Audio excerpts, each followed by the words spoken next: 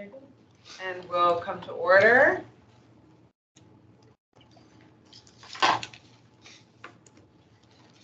Good evening, everyone.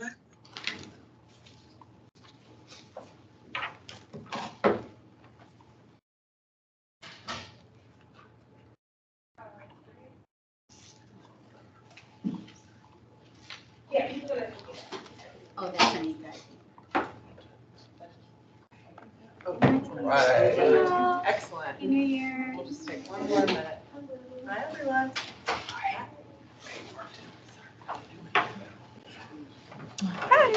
Put another one right here.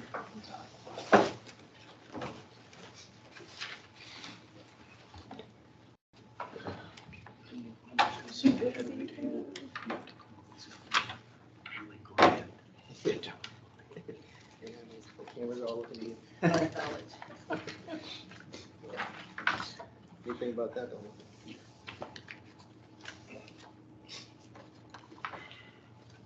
Sorry, everyone. Give me 1 second.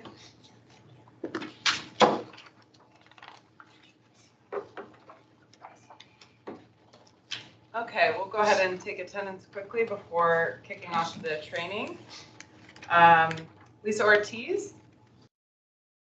Here. Excellent. Gary Dean. Here. Martin Artenis. Ennis Osario. Here. Excellent. Julie Evans present. Anika Montgomery. Here. David Smith. Here. Charles McCullough. Absent. And Jim Miller. Here. Stellar. With that, we'll welcome the ACPD for tonight and thank you for your time. We'll turn it over to you guys to start OPR training whenever you're ready.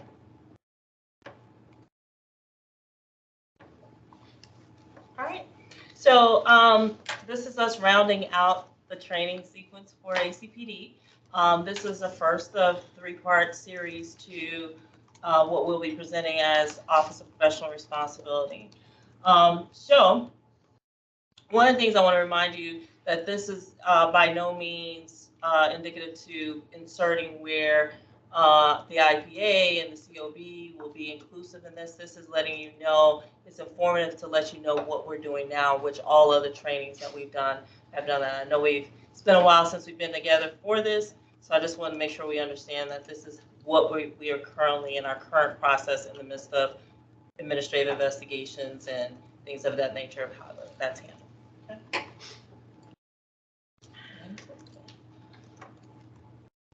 So first, I just wanted to introduce you guys to the team, and most of you have had opportunity to meet the new commander of the Office of Professional Responsibility, being Captain Albert Kemp, Lieutenant Mohammed Tabibi, Lieutenant Matt Martin, and Lieutenant Ryan Allen. Just want everybody to know who they are. When you refer back to it, you'll have a little face to go along with it there for them. They had no idea that that was going to be on there, but that's the way we roll, right? So to give you a little bit of an overview of the Office of Professional Responsibility, you may also know this as internal affairs in terms of TV and things of that nature. What internal affairs is to the police department is a component within the Office of Professional Responsibility, because there are a lot of other things that this office does. Everyone will have an opportunity to go around and explain a portion. I just wanted to open up with that. So one of the things that we're going to talk about tonight in particular is managing complaints, administrative investigations, administrative reviews, and use of force reviews. One of the things that you may not know is that we manage the data associated to those administrative investigations and reviews. There is a repository that we have that will enlighten us on what we do in terms of consistency over discipline and things of that nature to make sure that we're being fair and consistent across the board. If you wreck a vehicle, it's your fault. That's how we make sure that we are fair and consistent to staff. That first time, assuming there's no additional egregious behavior in that first one, it's progressive in how that discipline is approached. Other responsibilities that we liaison with the county attorney's office. And I'll get a little further than that in a second, as well as the Commonwealth Attorney. Within the office, we have a legislative liaison. For us, our legislative liaison is Lieutenant Matthew Martin. One of the things that he does is he reviews pending and new legislation, and he forms that out to other subject matter experts in the department to opine and provide review to pending legislation. This is legislation season, and I think today he has burned our inbox down with at least 30 new pieces of things for command staff and other subject matter experts to review. Some may be a little redundant depending on what's in the House and the Senate bills that are being proposed, and we provide our comments of support or not, and provide reasons for our belief into that system. Also, we have a responsibility to introduce new legislation. And I'm going to let Matt throw this curveball at Matt and let him talk about this in particular, because this is the one that you may have actually seen in All Now and throughout the region specifically is the swatting bill. But I'll let Matt talk about it because there are a couple of bills attached to it, but there is a version that Arlington County is sponsoring, and that version, Matt had a significant hand in the introduction and actually writing the majority and the sentiments associated with it. So this is just an insight into, I'm sure you're all generally familiar with how laws get passed, but what happens when there's something that we're interested in introducing. So you all may remember that in February there was a swatting incident at Yorktown High School, and in that incident, what the investigation determined was that the suspect in that case did not. Does everybody understand what swatting is? It's when you call in a very serious violent crime in action, in progress, that is not real, and you do it to someone or a location that you want the police to go out in full force, usually with a SWAT team, and that's why it's called swatting. It originated in the online gaming community about 20 years ago, when someone would lose a game or lose a bet, or someone wouldn't pay off on a bet. They would figure out where that person lives and call in and say that there's someone's murdering their family inside, and hope that the police rushed out there. So it can be very dangerous. Two people have been confirmed to have died as a result of swatting incidents nationwide. It's a very, very potentially violent and dangerous activity to be engaged in. In this case, the suspect did not call the police directly, but instead called an administrator at the school and said, I'm essentially in the school holding people at gunpoint. I'm going to start killing them. And when our detectives investigated that, they realized that there's no state law right now prohibiting that indirect swatting call. So if I call you and tell you that something terrible is happening, and as a result you rely on that information, you call 911, I, as the originator of that, am not committing a crime in Virginia. That's a gap in Virginia law right now. And in fact, Virginia does not have a swatting specific law. They have a law about making a false report to the police. And so if you do it directly, that it would fall under that, but it's a misdemeanor, and there's no bump up if, God forbid, somebody's injured or killed as a result of these actions. And it was clearly designed to address people who just report stuff to the police that didn't actually happen, versus a directed effort to try to hurt somebody by sending the police to their house. So we started working with the county legislative liaison, and have introduced and have several patrons supporting different versions of a bill. And of course, you get into the world of politics, which I just don't understand, or it bothers me, because I'm like, here's clearly a need, here's a hole in the law. I haven't talked to a single person who doesn't agree that it's a gap that needs to be filled, but now the sausage is being made, right? So that is in the legislature being done, but there have been a couple versions of the bill, and I'm hopeful that some kind of swatting specific law that closes that gap will be passed this session. Can you give us a little bit of a summary on that? So what So are the consequences of misdemeanor. So the way it was originally proposed would be that if you did this with the intent to send the police to someone's house, it would be a felony. There's 6 classes of felony in Virginia. It would be a class 6 felony, the lowest felony. And then if somebody was injured or killed, it would be bumped up. Once it got into the world of politics, that is now the current proposal is it would be a misdemeanor if you did it. But if somebody was seriously injured, and there's a definition in code, elsewhere in code already existing about what seriously injured is, then it bumps it up to a class 6 felony. And if someone is killed, it bumps it up to a class 5 felony. So that's where the proposal stands right now. Who knows where it will end. How does that stand with the rest of the nation? I mean, not to compare, but what's Great kind question. of the, Yeah, so there's a lot of states have started passing swatting laws in the last 5 or 6 years. States across the political spectrum, red states, blue states. I think California might have been one of the first ones in like 2014 to do it, but in the last 3 years, Washington State, I think Kentucky, Maryland. A federal law has been proposed several times. It's been introduced in many Congresses, but has not been, just has never been successful. There have been successful federal prosecutions of swatters. They're actually professional swatters, believe it or not. You can pay and will do this and use technology to mask where they're calling from and all of that. And one of those guys who was responsible for one of the deaths I mentioned was actually successfully prosecuted federally, but it was under some sort of general criminal conspiracy code, not so Virginia, it sounds like we're kind of in the leading, we're in the front pack. Oh, no, we're behind. We're behind. We Okay, I need just to wanted, catch you said a up. couple, Yeah. I just want to make. No, I mean, again, if you're in terms of like all 50 states, I'm not sure exactly how Yeah. many have it, but I think we're behind the curve in Okay. that nobody has recognized, at least it doesn't seem to be before now, the need for a swatting specific law and Okay. for this kind of gap of where if the call is made indirectly, it's not illegal. And we had another one recently. We've had 4 or 5 in 2022, yeah, including a private home with I think we do a good job, for whatever it's worth. I think we do a good job of recognizing. I think when you hear calls a lot, you can start to sense when a call might be a swatting call.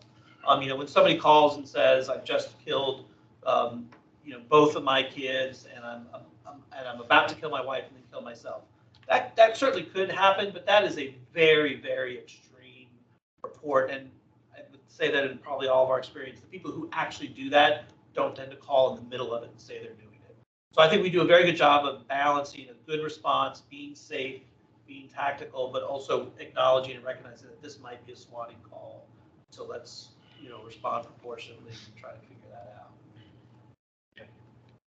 So I don't want to hamper the fact about the one being at schools, but I think one thing that was produced in our Arlington Now report a couple months ago was the fact that how it hit the entire state. I don't know what was the number. Well, the that was the one at WNL. The Right, one I'm that- sorry, WNL. Yeah, where they hit 14 schools in the state all at once.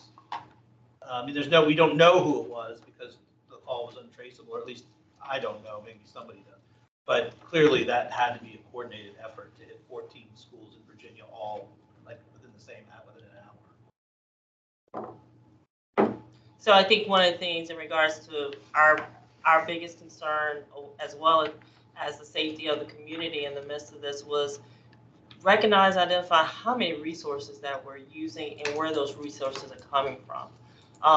So these are a lot of these things calls for immediate activations of different groups and units and things of that nature. And I'm not going to get into the tactical aspect of it, but I think it's important to understand that people are not driving 25 miles per hour to get to that location, right?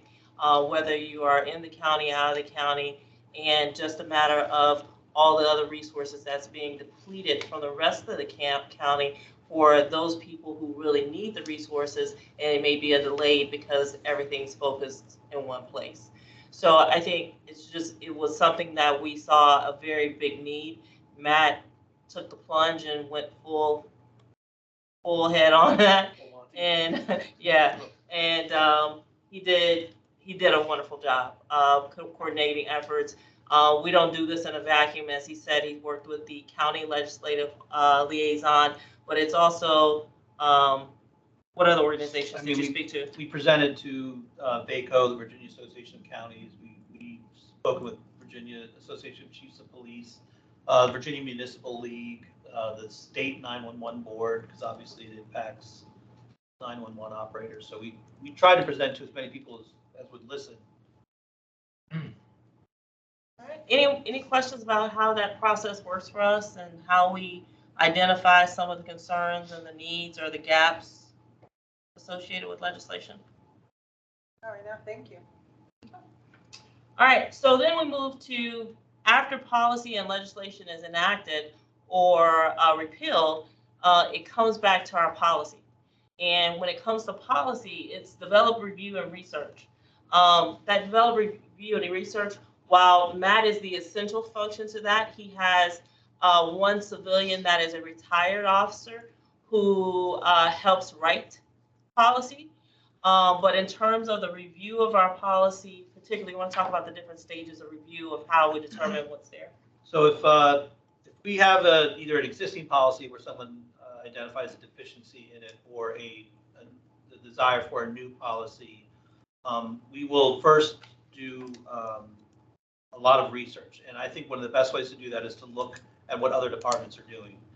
Find other departments that have policies that cover the same topic or model policies from the International Association of Chiefs of Police or DCJS, the State Department of Criminal Justice Services. And then we write a policy that covers what we need or write the updates. And one of the things that I think is very important is to get subject matter experts in the department to chime in. I know when I was an officer, I would occasionally see policies come out and they didn't work at the ground level. So I think it's very important to get the subject matter experts on whatever the topic is to chime in and make sure that we are actually, what we say in a policy you either have to do or can't do, you either can do or shouldn't do. And then once we have a draft that's pretty close to final, we put it into a review product that all command staff take a look at it. But since I've been in the office, I've actually also put together a team of people across the spectrum of ranks and duties to also look at it. So we're getting a perspective from all across the agency rather than just at the top. And once that is reviewed and whatever changes are or aren't incorporated, then the final eyes are the chief of police. And then once Chief Penn approves it, it's published. If it's a minor change, we have software that pushes it out and everybody signs off on it. If it's a significant change, then we couple it with training. So we'll go to the training unit and figure out what the best way is to train this and make sure that we're letting everybody know what the new policy is or what the updated policy is. And hopefully then after that, everybody's familiar with it, understands what they need to be doing and can follow it. So after the review, what is the adopted? Is it just sort of like subject to feedback, but it generally gets adopted? It depends on what the I see. feedback is. If the feedback is, if we say, to pick an absurd example, you should always turn your body worn camera on when you go on a call, and somebody's feedback is, I don't ever want to turn my camera on. Obviously, we're like, well, we're not going to, that's not acceptable. But if it's something like, well, the policy says you should turn your camera on as soon as you're dispatched to the call, and somebody says, well, when I get dispatched, I'm thinking about where I'm going and what I'm doing and getting there. Could we make it as long as I turn it on before I get on scene? So it gives me a little time to process everything. Yeah, that seems like a reasonable change that can be made. Sure. That one might be incorporated in the draft. And then when the chief sees it, whether it's that or anything else doesn't like it, then obviously he's the final arbiter of what is in the policy. But of course, if what he wants is not best practices, we'll make sure he's aware of all of that. Right. Thanks. I think it's also important to note that as a police department, we don't do it in a vacuum, especially if it's a policy that has liabilities associated with it. So we also meet with the county attorney, go through it, talk about explanations. They get to see all the, the comments as well. Then we go back and write it again and push it back out. But we want to make sure that obviously that it's in line with legislation, current statutes, and also that we're going to be moving forward in a very the best practices way to do so, being protected under law as well.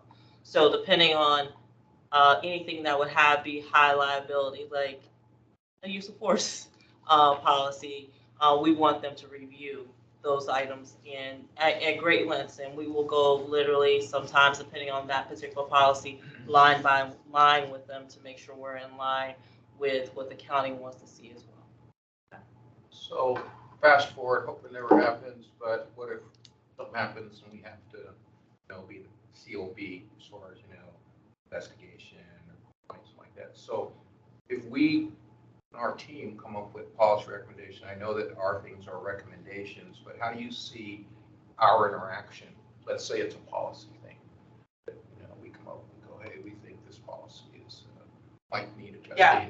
We have a recommendation. So is it just an input to the police department? I mean, Right, so it would go to the chief to review first, and then I foresee it as though that's parts that we haven't actually haven't really, specifically I know. discussed. But I mean, I think one of the things in that is obviously the chief is going to review it. He would then send it to the Office of Professional Responsibility and say, hey, check and see if there are any other departments that this may be their practice, and what have they found from this practice? Is this something that has not proved to be well, or is there ways that we can improve it? And it may be, and we've done this several times, is we'll go back and review best practices, because best practices is an evolving thing, right? So we'll go back to a policy. Generally, our policies are probably reviewed over recent periods of times, but specifically when legislation, we compare new legislation with our policies to see where we need to update for sure before the piece of statute is enacted. So once we know those are things in the table for say July 1st being effective, then we'll review all the policies and gather all those that need to be reviewed for such a time as will be coming up.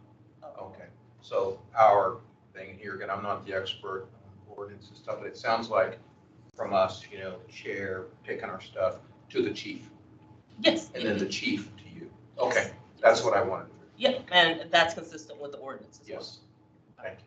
I'm sorry, Martin. So how is it typically determined whether like a new policy requires like training or just to be signed off? I mean, it's a somewhat subjective judgment on just, how much of it is a change from what we're doing now. So if it's a relatively minor change where it's, you used to put your reports in the box on the left, now we want you to put your reports in the box on the right. I mean, that's a simple change, and that, with some signage, which Deputy Chief Chamberlain loves it when we put signs up on the walls telling people what to do.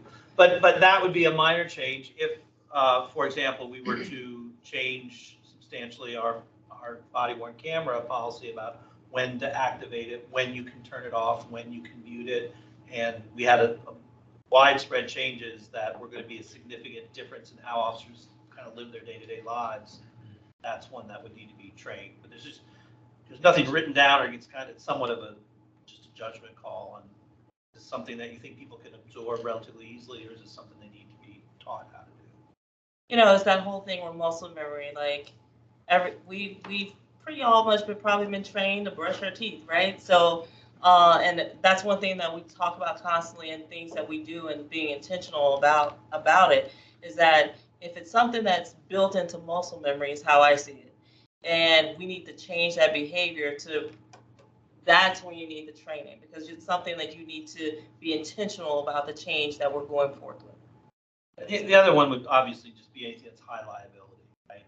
So if it's something that carries with it significant liability, if you either don't do it the way you should, or do it wrong, either way, then that's something obviously you're going to train to. Thank you. Any other questions about that policy? All right. So the next thing, and I feel like I'm picking on Matt, Yeah. but I'm reading it too, and I'm like, okay, let's go. is accreditation. The department went changed from CALEA, which is more of a national standard, to VALEPSI, which is the Virginia standard, in who we are accredited by. What that means is that we've got to show not evidence to just our policy, but to the requirements of VALEPSI, that these are the things we do, and this is how we do it, and they verify that we say we do what we have in our policy and procedures to do, and or the standards that are established by the accrediting organization. And then I'll let Matt explain the process. This is also one of my duties. The VALEPSI has roughly 150 standards, let's say, that any department that wants to be accredited has to meet, and each standard has, on average, probably 4 or 5 subpoints. So there's 400 or 500 points of best practices that if we want to be accredited, we need to do that and then show that we're doing it. The way the accreditation works, and we were first accredited by Bilepsy in 2019, is there's an initial on-site where they come on, you gather together all your, what are called proofs that show that you're doing each of these points. And they came on-site, and it's a 2.5-day on-site visit, and that's your initial accreditation, and then it's a 4-year cycle after that. So for the first 3 years after you're on-site, it's self-accreditation. So we gather all the proofs like we do it in a regular year, and then we fill out a form essentially saying, yes, we have checked and we are doing everything we say we're doing. And then on the 4th year, they actually come for an on-site, and our on-site is actually in June of this year. So we're in our 4th year, and in mid-June, we're gonna have a team come out, and they will look at all for the past 4 years, even though we've been self-accrediting, self-checking for the prior 3 years. They don't just look at this past year, they look at all 4 years and make sure we do what we say we're doing. So, for example, one of the standards is that an officer will inspect a interview room before they put a suspect in it, and then after they take the suspect out. So that's to make sure there's no contraband in there before and no contraband left behind. So we have a policy that says you have to do it. That's one aspect of proving it, but then you have to show proof that you're actually doing it. So it could be a video. So let's say the officer turns on the video that's in the interrogation rooms, and it captures that officer inspecting the room before, and then we could fast forward to the end and shows him inspecting it after. That would be one way to prove it. We could also prove it by submitting a report where the officer writes in the report, I inspected the room before I put Mr. or Ms. So-and-so in, and I inspected it after and nothing was found.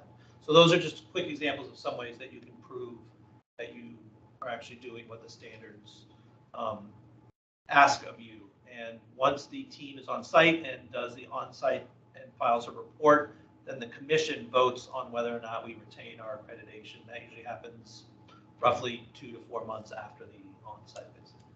What was the reason that, I'm sorry, what was the reason for switching from the national body to the VA body? I mean, I think CALEA has many more standards than Bilepsy does. It's very intense. It's very time consuming and resource consuming. And I wasn't directly involved in that decision. But my understanding was you almost need a full-time team of like 2 or 3 people all the time to be able to keep up with it. It's not something where you can just catch up later. I think that's why we stopped doing it. And we were unaccredited actually for 3 or 4 years. It was a while that we were unaccredited. And then we made the decision to do the state accreditation. Yeah, one of the things with CALEA, it really is about having that procedure or having that practice and making that point. And I think one of the things was, the time consumption and the number of people that you would really need to be working on a continuous basis. Is it mostly for larger, Yeah, like bigger city police forces kind of thing? Yeah, and I won't say that it goes into I don't think it was more fine tuning. It was just more points, which means you had to find or identify additional proofs. And to go through those, like he says, there's 150, but there's 4, 6, 7 associated with that one thing. And that just needs to be on a constant basis, and you have to have a full team. Bilepsy is well respected, and it's within line with DCJS as well. What's DCJS? That's the Department of Criminal Justice Services. You'll hear us say that. Okay. Yeah, Okay. It's our accreditation for our certifications for being law enforcement and what our training and certification contains. But I think for us, it was more advantageous in the sense of keeping to the Virginia standard, because there was a lot of things in CALEA standard that's not going to apply. Like you said, because it's the larger agencies that they are really going to benefit from it. But I think Bilepsy is probably the most efficient way, not in terms of meeting the same standards that we're meeting for all of our certifications, because it's very inclusive to everything else that we need to meet as well to make sure we're doing what we're doing. But it's very specific to Virginia. Yeah, that makes sense. Which is, to me, what makes the most sense for us.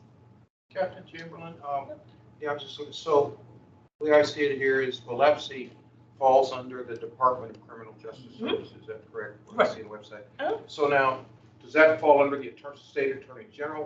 What's on top of the Department of Criminal Justice Services? Department of Criminal Justice Services reports directly to the governor. Okay, that makes sense, okay. The director of DCJS is appointed by the Okay, governor.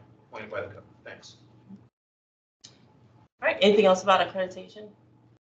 It's fun.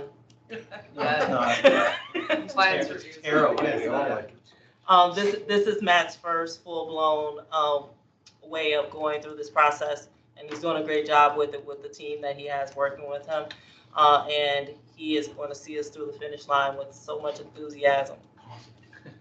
So that's So in June. we are all going to be spent, just so you know, this Saturday, everybody here except Deputy Chief Chamberlain is going to be in our property unit pulling and inspecting 1,045 items because we're changing the lieutenant who's in charge of the unit. And one of the standards from Biloxi is anytime a key changes hands for the evidence unit, you have to do an inspection, an audit of a certain number of items. So that's the kind of stuff you have to do when you're doing accreditation and audits. And so in 2019, when we did the first on-site, I had the pleasure of making sure that doing what Matt is doing at this time and preparing us for this audit with Biloxi to see how that happens. And showing them what that consisted of for that particular part of it, we went through each piece of the process with them, let them demonstrate how this works, how we go grab evidence, how it's the chain of custody is there. That is usually in that process, probably anywhere from a 4 to 6 hour piece where they may have one person that's working on that. And Matt, circling back, in 2016, he discussed when he spoke earlier before that he was one of the, what do you describe yourself from LERMS? The system administrator for our LERMS system, right? And that was absolutely the best part, is working through that and creating true auditing functions. So because of the work that was done when Matt and his team then built that system around to our needs, it made Biloxi's and the accreditors come in, and they were able to go through a process so fast. They were quite impressed by that. So that's something I'm very happy about, because most agencies, there were some of their accreditors came back to us and were like, yeah, that usually doesn't happen that way. So that, for me, being literally new off the block for this and coming in and doing it for the first time and knowing the information that Matt had brought to the table, this was absolutely essential in making sure our processes, our procedures, and the practices align to what the best practices were, and as well as to the accreditation standards. So that's something that I am very proud of. So Matt's not feeling very proud right now, but he'll get through it. So audits, I'll keep it brief and I won't throw it back at Matt, but we do annual audits for a lot of different things. And I'll pick on this one because this is my pet peeve of all, and I'm sure this team is very familiar. We do vehicle car inspections. Supervisors are to do those inspections of all of our cars monthly. However, we call it command vehicle inspection as part of our audit. We want to make sure that it's clean. We don't have dings. You have to represent yourself as a professional department you are. And that starts, as my grandmother would say, cleanliness is the closest thing to godliness, right? But that's also how we present even in the vehicles and those inspections. So it's vehicles, making sure that we have accurate inventory of the vehicles, all the contents in it, consisting of radio, cameras, yes, and making sure those serial numbers match up. And we go through that whole process for 1 week or 4 days, as we did this past year, once a year, to where it's at the command vehicle inspection level. Additional stickers are not allowed on those cars or anything like that. It's only what's approved. and we make sure that's in line with the department standard. How many vehicles? There's about, 10. Yeah, no, there's more than there's that. more than Only that. 10? It's two, 260 to 280. yeah. Give or depending. take. But there's Depends. specialty vehicles like our APC, that includes our trailers. We have trailers that hold a lot of our different technical equipment, motorcycles, yeah. So all those things are included in that, but the equipment inside, it didn't come with the vehicle when you purchased it. So all that we make sure that we're accountable for each piece of that equipment that's on the inside and that it's operable. But that's also timed specifically for radios where we'll do our radio updates, things like that to get them in line with other partners in the NCR specifically, because our radio channels will allow us to flip to listen to what's going on in the surrounding jurisdictions for any mutual aid needs.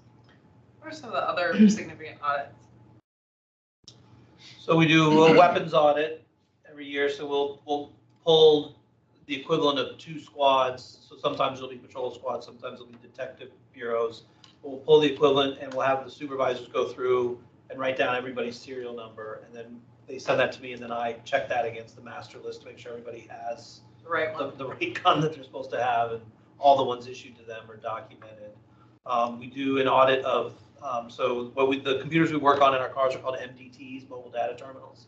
So we do an audit of the messages that officers send back and forth. So we'll grab, I think it's 3 days worth of message, or no, I'm sorry, 2-hour blocks from 3 days. And then I get that dumped into an Excel file. And I just literally go through it and read the messages and look for anything inappropriate. So you're capturing a relatively small amount, but it's random. You never know what it's going to be. And obviously we can't read every message. Yeah. So MDT messages, overtime, check overtime, make sure it's being approved, and that the officer actually worked it, and we find evidence that they actually showed up and did it. We do a building audit where we literally just walk around the whole building and just make sure that nothing's unsafe or inappropriate. And then we do funds, verifying funds. Oh, yeah. Yeah, but keep it there. Yeah. Funds audits to make sure funds are where they're supposed to be and being used appropriately. And that's annual? That's annual Yeah. as well. And while we're saying this is annual, that's annual for this office to conduct those audits. Those are constantly being done by those supervisors. Sure. You guys will get a little bit more of that on next weekend. Then in addition to the change of command, we do an annual evidence audit where we pull 100 items and make sure that they are what they say they are and where they're supposed to be. Is 1,000 roughly like representative of what? So Or is that a no, sample? so Valepsi has a chart, and when you do a change of command, they want you to do a 100% check of all high-risk items, which are guns, drugs, money, and jewelry. But we have 7,200 guns, drugs, jewelry, and money. So we would have to shut property down for a week or two to look at every one of those. So if you don't do a full 100% audit, then they have a chart based on the number of items you have. It tells you how many you're supposed to do. So I think for the number we have, we're supposed to do like 950 items, and these are just high risk. And then in addition to that, for the change of command, we're doing 100 non-high risk items. Got it. Thanks. So Freedom of Information Act requests, we fulfill those requests. That could be, and keeping in mind what we fulfill are data pieces. I'll let Mo give a brief summary of what that looks like for us. So we have a platform called GovQA that's used by the entire county to filter our FOIA requests. That doesn't mean it's the only avenue for a FOIA request to come in. We get phone calls, letters, emails, all sorts of things that come in that ask for FOIA. So when those FOIA requests come in, we put them into our system, which is GovQA, and then it's assigned to someone in the unit. Those could be anything from, like, one of the most common ones is body-worn camera footage for vehicle accidents. We get a lot of FOIAs because we have attorneys representing their clients, and they want the entire accident file and body-worn camera. So if Lieutenant Allen is assigned to that FOIA, He then goes through, looks at the entire file, which could be the citation, the accident report, the computer-aided dispatch printout, and makes the necessary redactions. What are necessary redactions? Well, it depends on what the file is. It could be personal identifying information, medical information, witness information, things like date of birth, phone calls, etc. We then review the body-worn camera footage, each video that's associated with that case. We do a search in evidence.com to make sure the videos are properly labeled. We have all the videos that are part of that case, and then we go through each video and we make the necessary redactions. Same thing, personal identifying information. It could be the person being inside the hospital, right? Those are health records. There are other patients around. So there are a lot of things that we have to look for when we go through this. We receive training. We work with the county attorney's office as well when we have questions or they have questions about items. But that's one of the items we do. We get things for traffic stops. Sometimes people want it for court. We get discovery motions from defense attorneys for DIP cases, like drunk in public cases, or anything that the Commonwealth attorney is not handling. We process all of those guardian ad litem orders. So anything for juvenile domestic relations court, we get a lot of attorneys that ask us for entire files. All those are processed. We look at each case individually, determine what the best course of action is based upon our standards and policies, review it, and then we release that information. All of that is tracked. All the information we release, we track in GovQA or in our internal servers, depending on the type of request it is.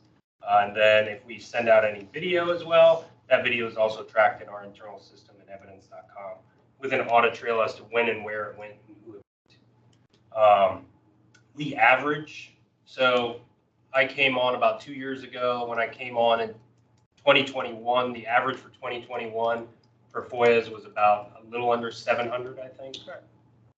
Last year it went up about 100, 150, so we're in the 800s, and this year we reached, I think, close, just a little over 900. That's just FOIAs. So then we also handle subpoenas, so witness subpoenas, subpoena duces tecum, discovery motions, and several like gall orders. So all in all, we handle probably about 1,000 on average now per year between myself, Lieutenant Allen, Captain Kim, Lieutenant Martin, and then we have a project manager named Melissa Dale who helps us out as well. Any questions about FOIA or anything like that? And we really do, our office does it because of the knowledge base we have, the access we have, but we also have an overall view of the department and what's going on in the department. So there are important things that need to be considered when we're looking at files, whether files, investigations are open, whether they're going to conflict with people's privacy. There are a lot of things to be taken into account, and that's why our office handles it. So in our initial training, I know the county has a FOIA office, correct? Yes, sir. So, and I think I heard you say if there's a question, or something, you can go up there. Is there any other role they have with you guys? FOIA is managed by the county attorney's office. Yeah. So Right. we had that briefing, but Right. like, so interaction with you guys? It's constant. Yeah, That's it's what I constant. said. Yes. So if we have a FOIA that we require some type of legal expertise, they are obviously the experts when it comes to those laws. They have attorneys specifically dedicated to FOIA. And that's for the entire county. It's not just for the police department. Our FOIAs are a little more complex because of the nature of the issues we're dealing with. There's a lot of things, juveniles, privacy issues and things. Whereas when you have the other county offices, it's more data driven, right? Yeah. Contracts, numbers, that kind of thing. We have more personal information and privacy concerns. So that's why we do reach out to them from time to time. So yeah. And the other thing that we have is active investigations. So that's also very important, and verifying the person who is requesting the information is who they say they are. Because specifically now with the FOIA laws, it's very specific on who can receive those responses with that piece of information, especially related to your domestic relations type of cases, as well as juvenile related information as well. That's changed over the last 3 years. It's changed multiple times. We've gone from being restrictive, less restrictive, restrictive. It's gone across the entire spectrum. So we've had to adapt pretty quick when dealing with issues. A lot of work. Unfortunately. All right, any question in relation to anything else that we have on this part? So, good evening, everyone. Let me just take a quick second to reintroduce myself because there was a couple people that I didn't get a chance to meet. My name is Albert Kim. I'm a captain here at the Arlington Police Department. I've been here for about 22 years. My previous role, actually, technically my current role right now is the Special Operations Section Commander. So some of you guys who are involved in the training with patrol and tactical operations and SOS probably saw me. Deputy Chief Chamberlain recently got promoted. Congratulations to her. She'll be taking over operations. And because that created a void, a vacancy here, they're going to move me out of SOS and then put me here into the Office of Professional Responsibility. I'm excited. I'm eager. I'm looking forward to working with all of you. And this is a learning experience for me as well. I'm very familiar with the quality of work of these three lieutenants. I'll tell you this is that the department makes a concerted effort to select the best lieutenants in the agency and then assign them to this section because of the important nature that it plays with just creating all these things that we've been discussing over the last hour or so.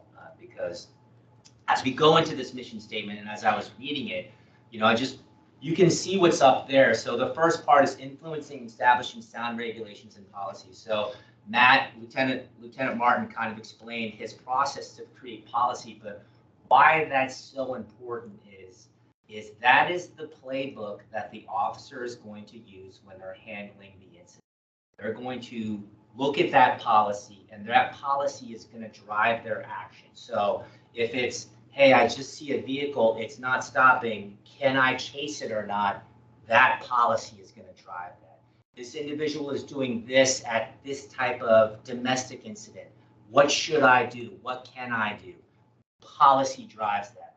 Body-worn cameras, and we talked about that. What's the difference? I think, Martin, you asked, how do we decide between whether or not we're going to train someone on a policy or whether we're just going to push a policy out? Well, when body-worn cameras came out, that is a brand new technology that none of us were exposed to. So that policy is extensive. It's really long, but that requires extensive training too, because we need to make sure that our officers understand when they're supposed to turn it on, when they have to turn it on, and then how to download and collect that data. So those types of things, technology things, like when the TASER came out years ago, that was a training thing, right? We had an extensive policy about TASER. That had to be accompanied by training. We're not just going to hand you the TASER and say, hey, read this policy. It explains everything you should do. That doesn't make any sense. This is a new tool. This is a new piece of technology.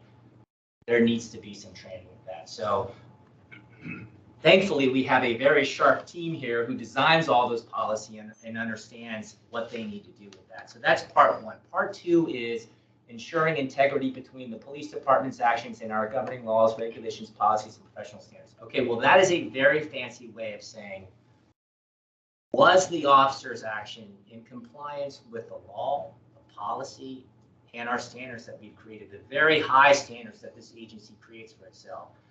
Those types, there are certain incidents in that these guys will get into that need to be reviewed.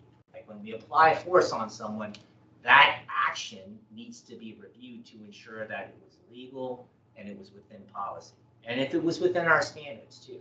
And so that is part of the mission here, is to make sure all those actions that these officers do based on their policy are in compliance with all those things, if that makes sense. And so I'm like I said, I'm excited to work with these guys. I understand the important role that they play at this agency, and I look forward to working with all of you. So thank you. That's my little piece there. So the 5 points that we skipped over specifically is, how does the ACPD hold our personnel accountable? That is the major function associated, as Captain Kim just explained. So we're going to start with complaint processing. And all right, so a lot of people, when they think of complaint processing, you get that image of like the trash can, right? Complaints, fire complaints here. Well, that's, all good and well, but we certainly don't abide by that. And we thinking big picture, we all joined this department, joined to be a police officer to serve, to have a service mindset. That work can still be done when you're processing a complaint, right? And just because I sit in an office, I'm not doing that work, I still approach it that way when you're processing these complaints. So keep that thought in mind as I go through some of these explanations, and I'll kind of touch base on that. But the police department will and does investigate any complaint. Those complaints can be anonymous, and there's multiple different ways that they can be filed. Email, phone call, in person, written, handed to somebody. We will take any information we can and thoroughly look into that, investigate it. It's extra important. It's important. It says anonymous, but if we have a contact information, that's definitely helpful because we can always circle back and educate that person if they need to know something they didn't, and that helps us to get information too. So this is good timing for this because we very recently just were able to open up a new public complaint portal. I don't know if you've seen that or familiar with that. The one thing I like about it, and we do, is it does make it a little easier for me. They can click on the complaint, they can enter their own information, contact information, however much or little that they want, add as much or little detail as they want, and submit that. And what's really, really important about that is having them enter it and track it. There's a really, really quick turnaround as far as making contact with them and feedback with them. And also through the process from the beginning to the end, they're updated. This is where it's at. All right. I have noted down here, they'll be notified that it's been received. They'll be notified that it's been assigned to an investigator. They'll know that it is currently being investigated. They'll know that the investigation is complete when it's complete. They'll know it's been forwarded to the chain of command for recommendation. All of these are really, really important updates for somebody to have as they've, stepped out and provided this information to the department for possibly a stressful situation for them, to know that these are the steps, it's progressing along, and then they will be contacted at the end if they choose to do so, if they choose. Now, I skipped over the part where it's assigned. Once a complaint comes in and it's assigned to me or anybody, it's very, very important that we reach out to that person as soon as possible. We try to go through the information, kind of triage it, collect the information we can, whether it's reports, video, confirm the officer's name, that they actually work at the department. You'd be surprised how many we get being in this. Yeah, the NCR area, just think about how many police departments there are in this area, right? So we confirm that. So let me interrupt for a second. Yes, you said Arlington, Texas. If you do, it used to be when you did a Google for Arlington and someone just put in Arlington, Texas would routinely be who they're looking for, even if you're there, and would have our information associated. And the number of people that call reference Arlington, Texas. And for me, historically, I'm very familiar with that area of Arlington, Texas. And the very first one I got, they said on Cooper Street. And I said, we don't have a Cooper Street. And the person's like, yes, you do. It's a major street. And I'm like, oh, no. Are you talking about the Cheddar's that is next to? Yes, Arlington, Texas. So I used to have by my phone the actual Arlington, Texas number. So that identifying jurisdiction is very huge for us. Yeah, for sure. Hopefully the online portal helps with some of that. We have received online complaints for Arlington, Texas. Oh, really? And we usually, like in the dispatch center, we get on a daily basis multiple phone calls for people wanting to report crimes or complaints.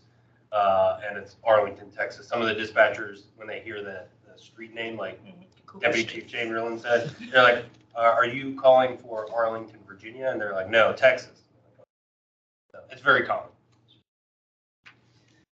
So at the very bottom there, complaints, they are investigated by the Officer of Professional Responsibility. Now, we take in the complaints, receive them, do that initial kind of triage, see what we have. There are instances where certain complaints, it may be, Officer Kim was out in a traffic stop and he was just rude. He had an ugly look on his face. He was rude. He was very dismissive, and I just didn't appreciate his behavior. We'll take that information, but who better to look into Officer Kim's behavior than his direct supervisor, right? They may be familiar with a little bit of history. Maybe he's having some problems. Maybe they were working during that time it happened.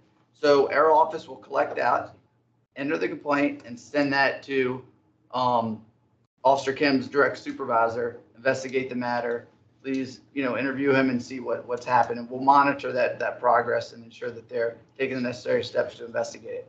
Now, these are for minor violations. We call it personal contacts. You may hear that. They use a curse word. They were rude, unprofessional, kind of all encompassing like that. Other such violations is Officer Kim on that traffic stop. He didn't activate his body worn camera, right? He needs to do that. I'll send that to his supervisor. He'll investigate, speak with Officer Kim, and do that administrative investigation. So our office take those complaints and filter them in, and delegate them as necessary. But there are definitely a lot that we take and we handle in our house. So because we can contact the citizen, have a little more grasp to get the information we need to process it, which is really important.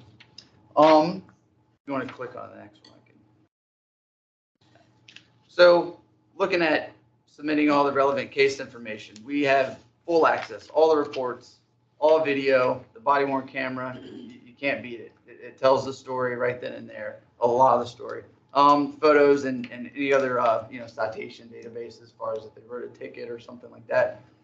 We go from the beginning, fully document the investigative efforts in the summary and to show this is how the complaint came in, date and time.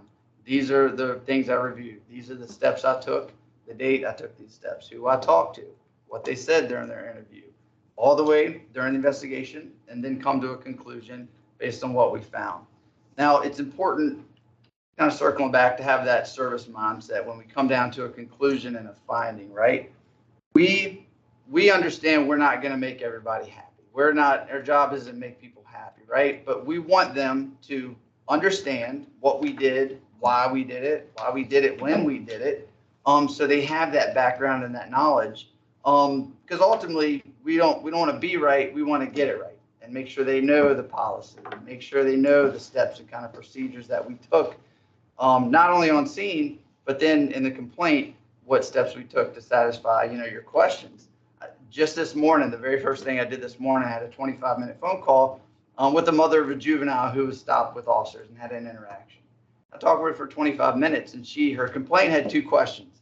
By the end of the talk, she had 6 questions, right? So I addressed her 2 questions, and I'm working on the other 4, right? So that's something that, as part of that service mindset, I can provide her that education and still serve the community through a complaint, right? So we try to approach them that way. Not always easy, sometimes difficult, but that's just an example of, again, what happened this morning. And our officers will circle back with that person, ensure that they get their answers. And I ask her, your original complaint, I know I've answered some questions. She still would like, a closure, like, a finding of what at the conclusion. So she'll be given updates at conclusion, and we'll communicate with her at the end of that investigation to say it's closed. We looked in the matter. These were the steps that were taken. So that was important to her. Some other people, they send their complaint. We will investigate it the same way, but they don't want to be talked to anymore. And that's totally fine. We still take all the same steps. We still document, investigate, and make sure that we do a thorough job. Another big benefit, as I explained this on the call this morning, is we don't know what we don't know. So I appreciate those phone calls and those emails. They may be angry, they may be upset, they may feel that they've been wronged, and there's a lot of factors that go into that, but I can't help unless I don't know. So I like the commendations, I like the complaints, because that gives us that insight to what that person thinks or what they feel, and then we can communicate with them, educate them, or we get educated. Hey, we really got sideways there, we messed it up, we're going to kind of do a little course correct. But during the course of the complaint, we may have gotten everything right, but as I'm investigating, I find a policy that the officer may have violated that I wouldn't have known about.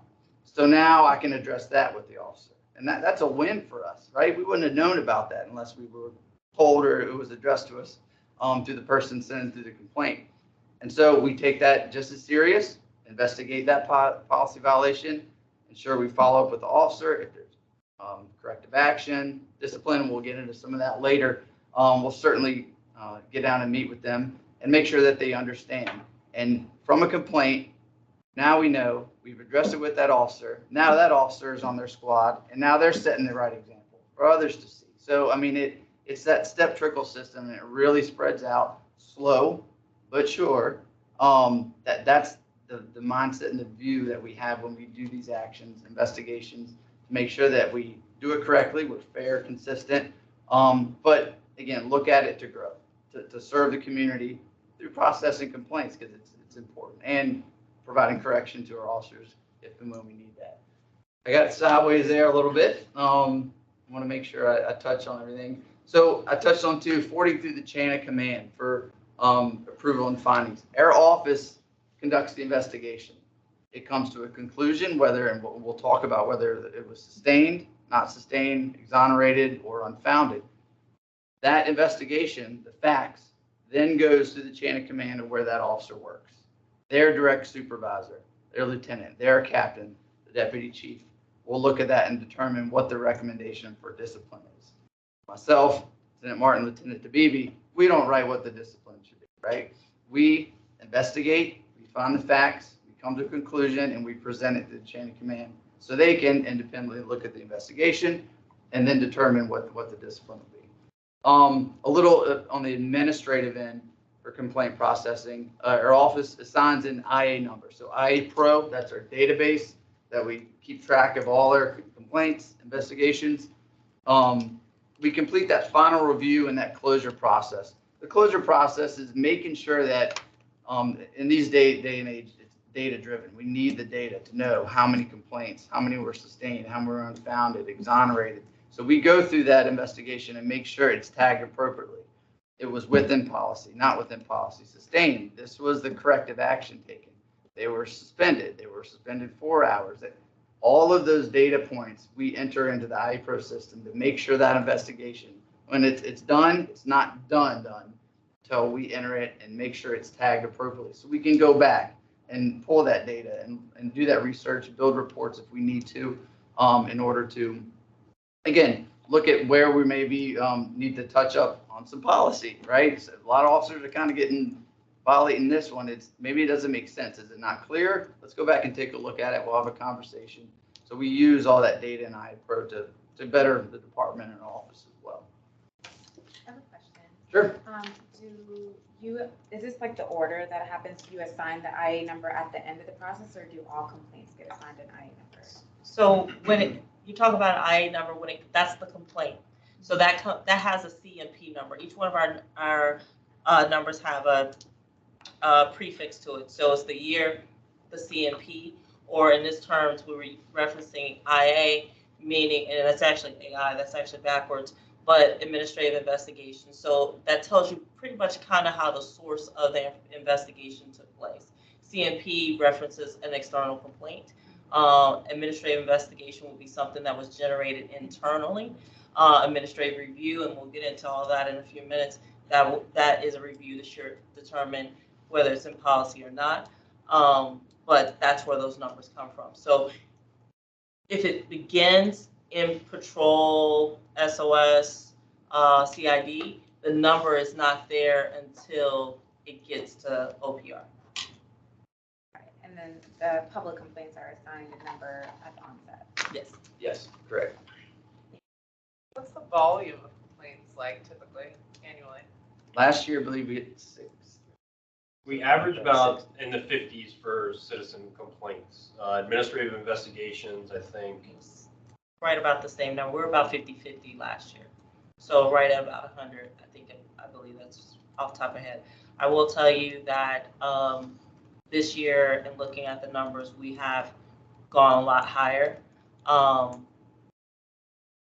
No particular reason why, I would say, but I think the sustained violations is pretty consistent on percentage-wise in regards to that. I was asked, what do you think that is, the sustained complaints? For internal administrative investigations, I'd say pretty high. Yeah, that's high, because usually those they're born from reviews or things that are brought to a supervisor's attention. So that's really just finding out the facts. From citizen complaints, it's the opposite. So Right. Probably about 90 to 95% of those, probably more, probably right on the higher end. internal are sustained Yes. of the public. So one of the things, and he touched on it briefly, are the additional things that are located maybe from that. So I didn't like the way he talked to me when he came. But when we review that video footage, we find, as Matt spoke to earlier, the person never turned on the volume to the, turned on their body worn camera, or their speed as they were driving to it was unsafe.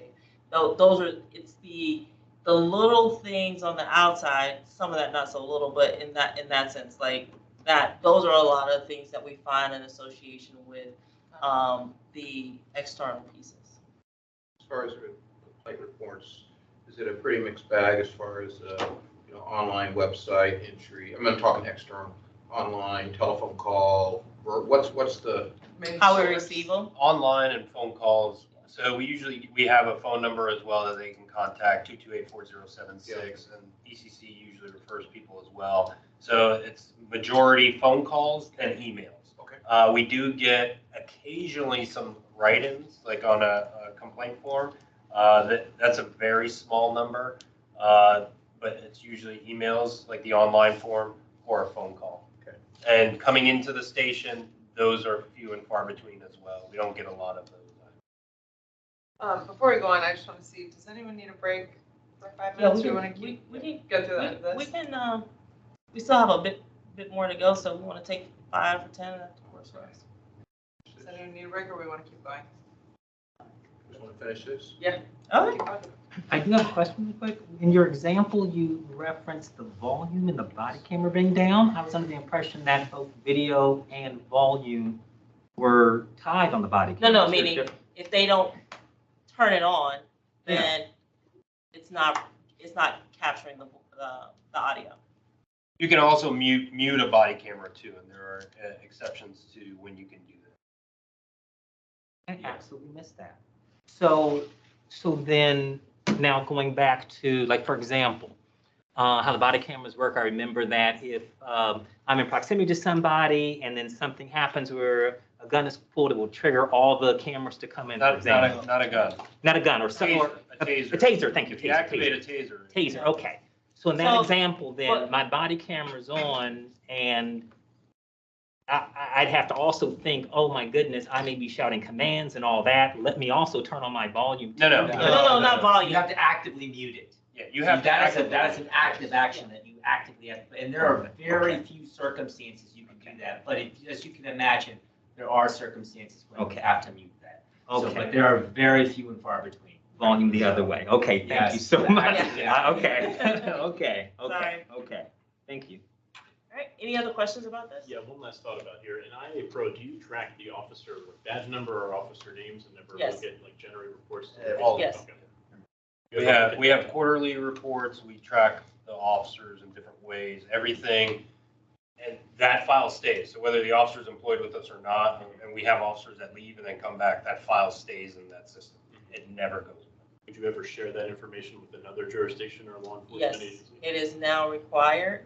So in terms of share, we have to have obviously the release because it's part of their hiring process, but you're reviewing that in full disclosure to them of the activities that to their character for hiring purposes. So absolutely, yes. Any questions? Any other questions? Could you circle back to Julie's question real quick? If you could just ballpark that public sustained percentage, you said, you didn't give a ballpark for the percentage? Like 5%. No, that's for internal. So Internal. I don't remember the exact number. It is a lot lower, so it's probably closer to the difference, anywhere from 10% or so. And in a situation like the one you mentioned with the woman where there was 6 and it may be down to 2 now, would that, or there were 6 first things that were 2, and it's down to 2. There's two complaints, and then by the end of her conversation, she had 4 more questions.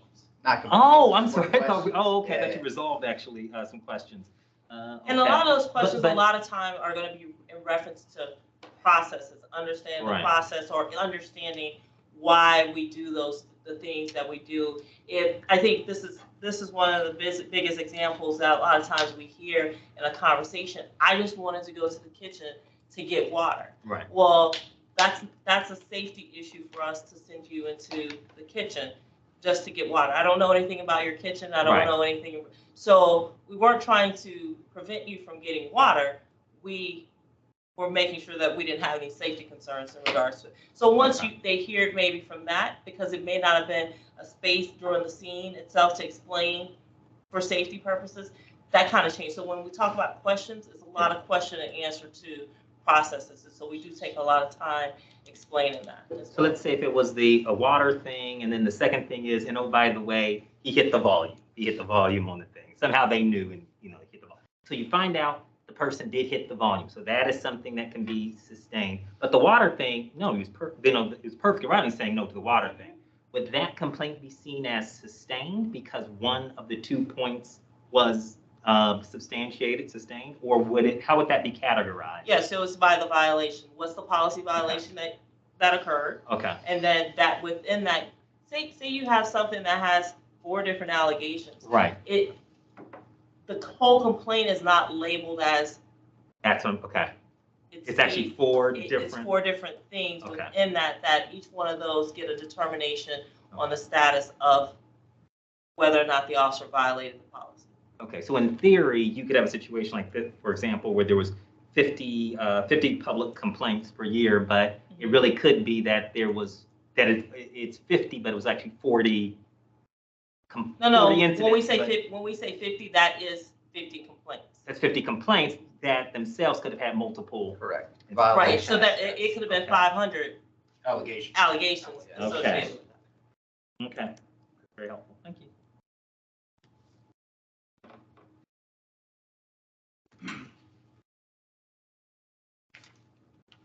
So to wrap up kind of what we're responsible for, we handle all allegations of excessive force, anything involving employee criminal activity, any type of discrimination complaint, sexual harassment, and anything as assigned by the chief of police. Sometimes we'll have administrative investigation comes up, or we're made aware of something, and we look at it and we decide that our office will handle the complaint or handle the investigation that our office was made aware of.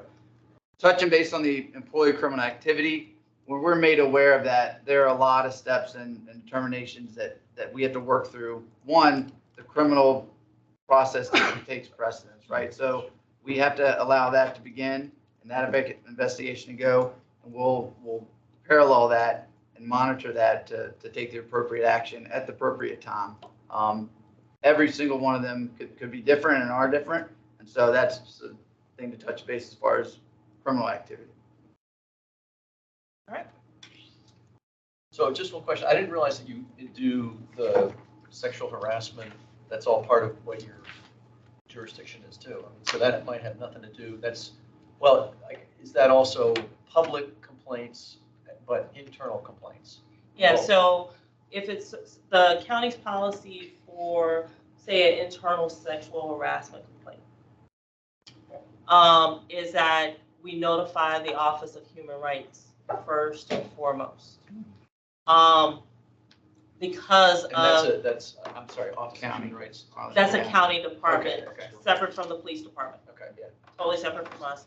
They report directly to the county manager, but they also work on the general EEO standards as well. Okay. If a complaint comes in that is of that nature, we will definitely notify them first and foremost. Give them all the information associated with it. They may choose to say, we'll take, for lack of a better term, jurisdiction over that complaint, and then they will conduct that investigation. Okay. However, there have been times where they say, we'll shadow you on it, let you manage it, and we will be there after every interview or during the interview, whatever, we will follow up with you consistently so they work in more of a collaboration. Or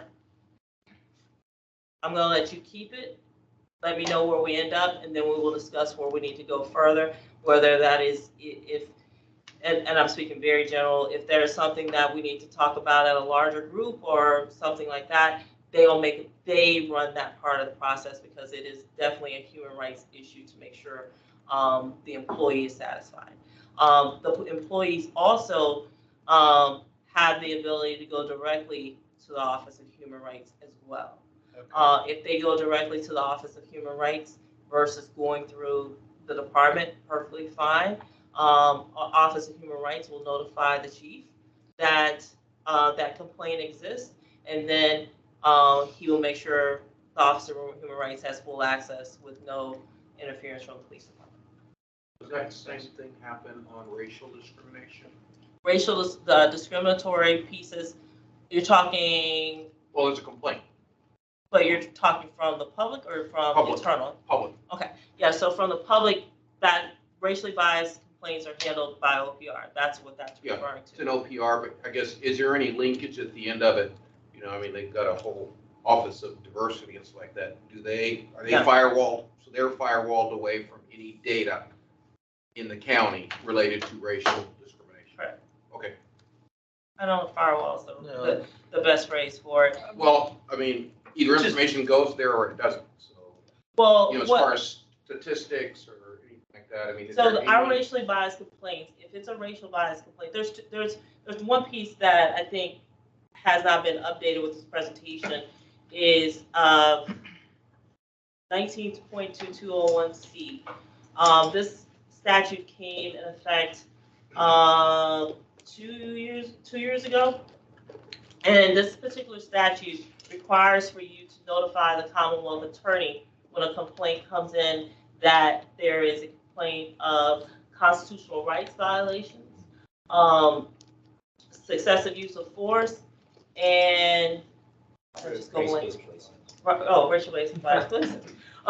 So those things we include the Commonwealth Attorney's Office on as well. They get notified of this was the complaint, and also we took it a step further than other jurisdictions in the Commonwealth when that statute happened, and we went back and reviewed each and every complaint and everyone's file for all department employees to provide a historical basis for something that we had not done before. So while the law statute was only enacted in 2 years ago, we went through that person's career and did it that way because that was what we believe to be the fair way for the Commonwealth Attorney to have a full view of that. It was very time consuming, but we went to each person and we also had them sign the document confirming this is what's in your file. We want to make sure as we provide this information to the Commonwealth Attorney that you have that as well. So each employed person within the police department, we created a letter that includes any violations that fulfill that requirement of that statute, and so that she had her own repository for that office so they understood what the previous history was and what the status of those were. It has been times when an officer is going to be a witness for a case and they will say, I pull their history, can I see this investigation further to see further whatever is there concerning it, so they can have a better picture to see if it's something that would be required as exculpatory for them to disclose. And from that, they come down, they sit in our offices, and they review the reports as well. Okay? Another violation as part of that is integrity. So if there are any sustained violations of integrity, racial bias, or anything like that, it's a mandatory report to the Department of Criminal Justice Services. And that is part of our Brady obligation, not specific to 201C, but to Brady, that we immediately notify the Commonwealth Attorney as well, because that's part of DCJS. We did that. That was simply just Brady. That's not something new or something we've done different. If it's Brady, we've always consistently notified the Commonwealth Attorney. But that's another data set that's tracked. Yeah, When there's sustained Arlington County violations. stays out of it, it's just those things up to the Commonwealth Attorney. Correct. Okay. That's good. What are the, and I have looked at one of the recent reports. I don't know if I've seen the most recent one, but I did look. But I just don't remember. I mean, what are the ways that you break down in the report, so the annual report, what the different complaints are and what their categories are? I mean, is it broken down by race-based complaint, or, I mean, I just didn't remember.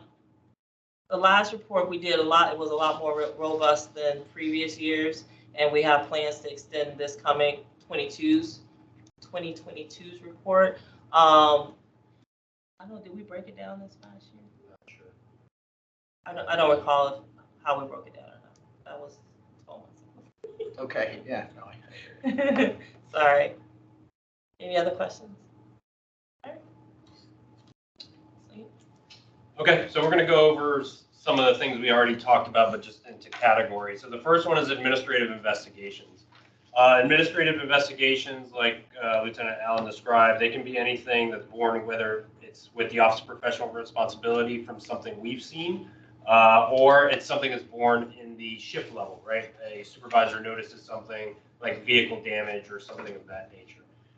There is then a process, allegations are put before the officer, they're given their rights, they're interviewed, and all the items associated with that are reviewed. They create it and generate it in our internal system through IA Pro, which is called Blue Team. And that's where everything's generated. They put everything in there. You can add files, attachments, videos, you name it, it can all be put in there. So the supervisor investigates it. They do their due diligence, they do their interviews, they review all the investigative files, they put that into an investigation, and then they forward it through the chain of command. So the chain of command for patrol level would be the sergeant, the lieutenant, the captain of that patrol shift, and then it goes up to the deputy chief with the deputy chief chamberlain. Once it gets to deputy chief chamberlain, along each facet of that review, that supervisor looks at it and sees if everything's complete, if everything matches what's there, whether that's the case report, the body-worn camera video, the facts of the case, what's in the interviews, etc. Everything's evaluated by each part of that chain of command. Once it's complete through the chain of command and the deputy chief has reviewed it, it comes to us in OPR. We then assign it a number, we review it, make sure everything's there, it's complete, the facts are accurate, and it goes through. Some of the most common administrative investigations we have, vehicle accidents, as you can imagine, officers are in cars a majority of their shift, they're bound to get in an accident, so that's one of the most common ones.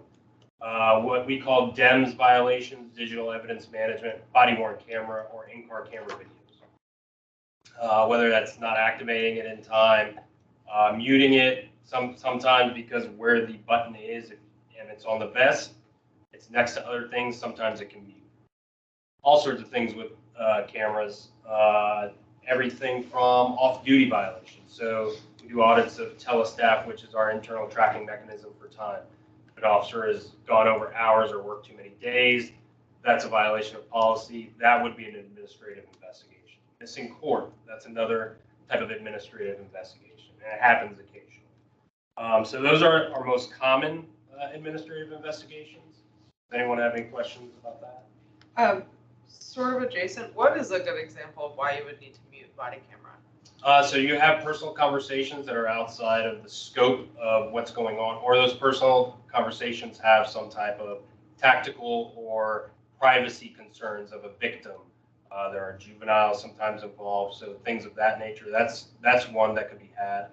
Or you're talking to a witness and there's identifying information or something that witness could be identified by.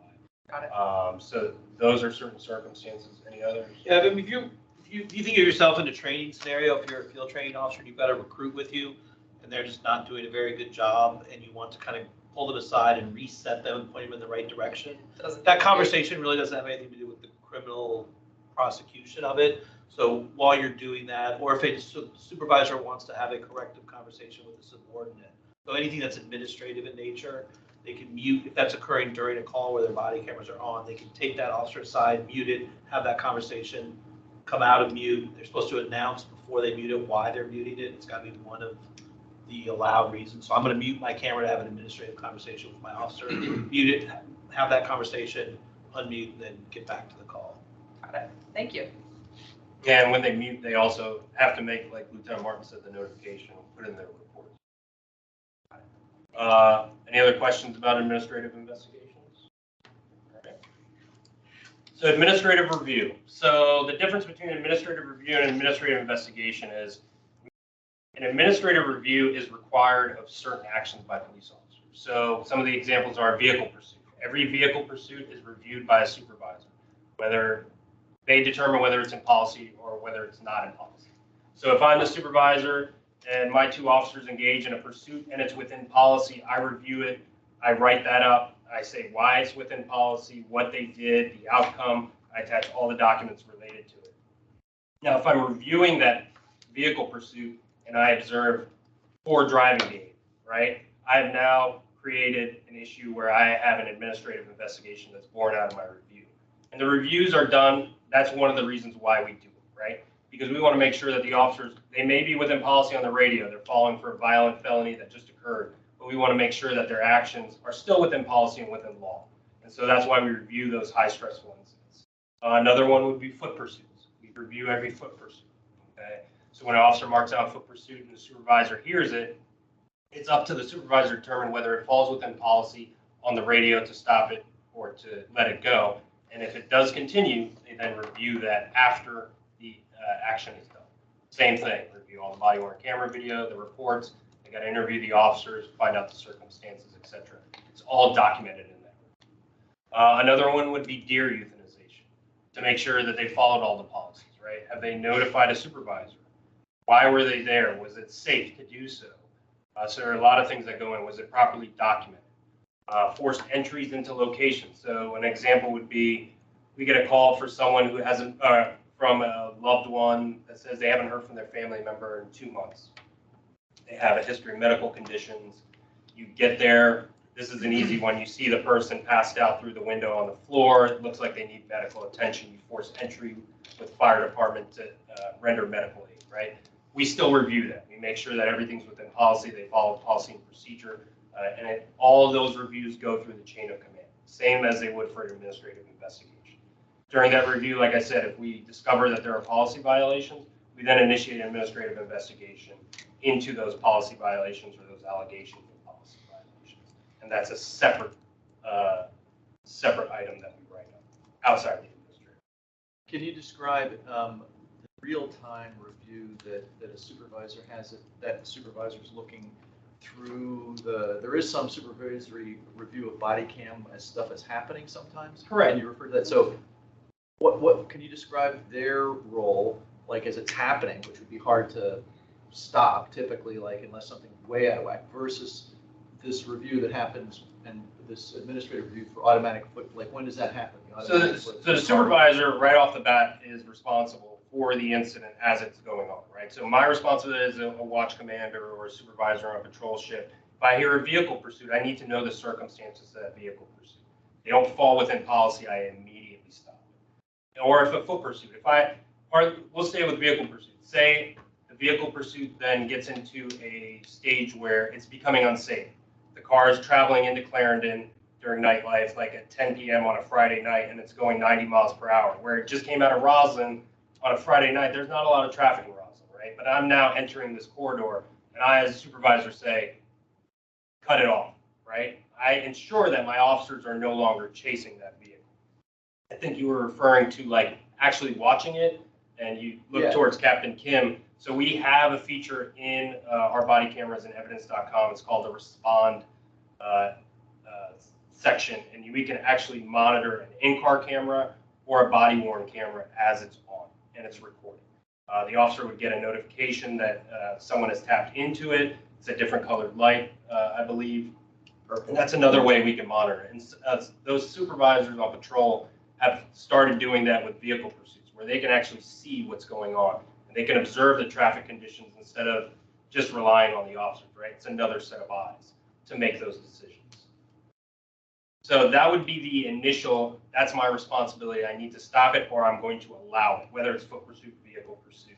But then afterwards, I have to make sure that people responding to the vehicle pursuit, to the foot pursuit, the officer's actions during and after the apprehension of the person or during their investigation all fall within policy. Because they're high stressful situations. I'm sorry.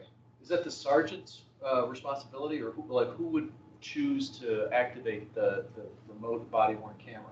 That would be the supervisors on the squad. So yes, there's a lieutenant, first sergeant, and 2 sergeants. Now, I could be a supervisor that is listening, and I know that maybe there's 1 or 2 supervisors tied up. There's several things going on at one time. And we have that access as supervisors to do that. It is all our responsibility to stop something if something doesn't sound right, or it's going south, or if there's questions. I would say the times that I have used it and have seen it used is when an officer is basically screaming for help on the radio. And it's before the body worn camera system and that respond feature, you were just kind of sit there, just holding your breath, praying that the officer was okay. You know, because they're fighting with someone, they can't get to the radio. ECC is trying to ask them to pipe up, hey, are you okay? Are you okay? And you just have no idea until that second officer responds. It is an invaluable feature for that. So I can tap into that camera and see, is this person okay? Or do I need to tell officers, hey, this person just pulled out a gun, or now this bad guy has the officer's gun. Please be careful. So I've seen it in fights before where the officer's just not responding to the radio because they are basically just completely engaged with the suspect trying to fend them off. So. Yeah, and it also has real-time GPS as well. So when we pull up the respond part of the app, we can see exactly where the officer is. Thanks. So another review that we do, and it's probably the review we do the most, is a use of force review. So anytime an officer uses force, they're required to report it, notify a supervisor. Supervisor responds to the scene, it's documented. If there are injuries, pictures, etc. There's a whole process we have. So each use of force is documented in its own review. And the same thing goes for that use of force. If there are policy violations, then there's an administrative investigation born out of that use of force review. But that is the one we have the most reviews. We average about mid-70s every year, and I think we're about there that this year as well. But it's around mid-70s. So everything from officer fighting on the street, taking someone to the ground, or having to hold someone down while they are doing a search warrant for blood at the hospital, like restraining them so the nurses can get blood. Those are examples of uses of force. Supervisors are notified. It's all documented. Obviously, it's on camera, but it's documented in reports as well as to what the officers did. Then the responsibility of the supervisor to make sure that everything that officer did falls within policy and law, right? And they document that in the use of force. Again, it goes through the chain of command. Each layer of chain of command reviews it, ensures that it meets all those thresholds, and then it's sent to us. So I believe 2018 is when, was it 2018? Yeah.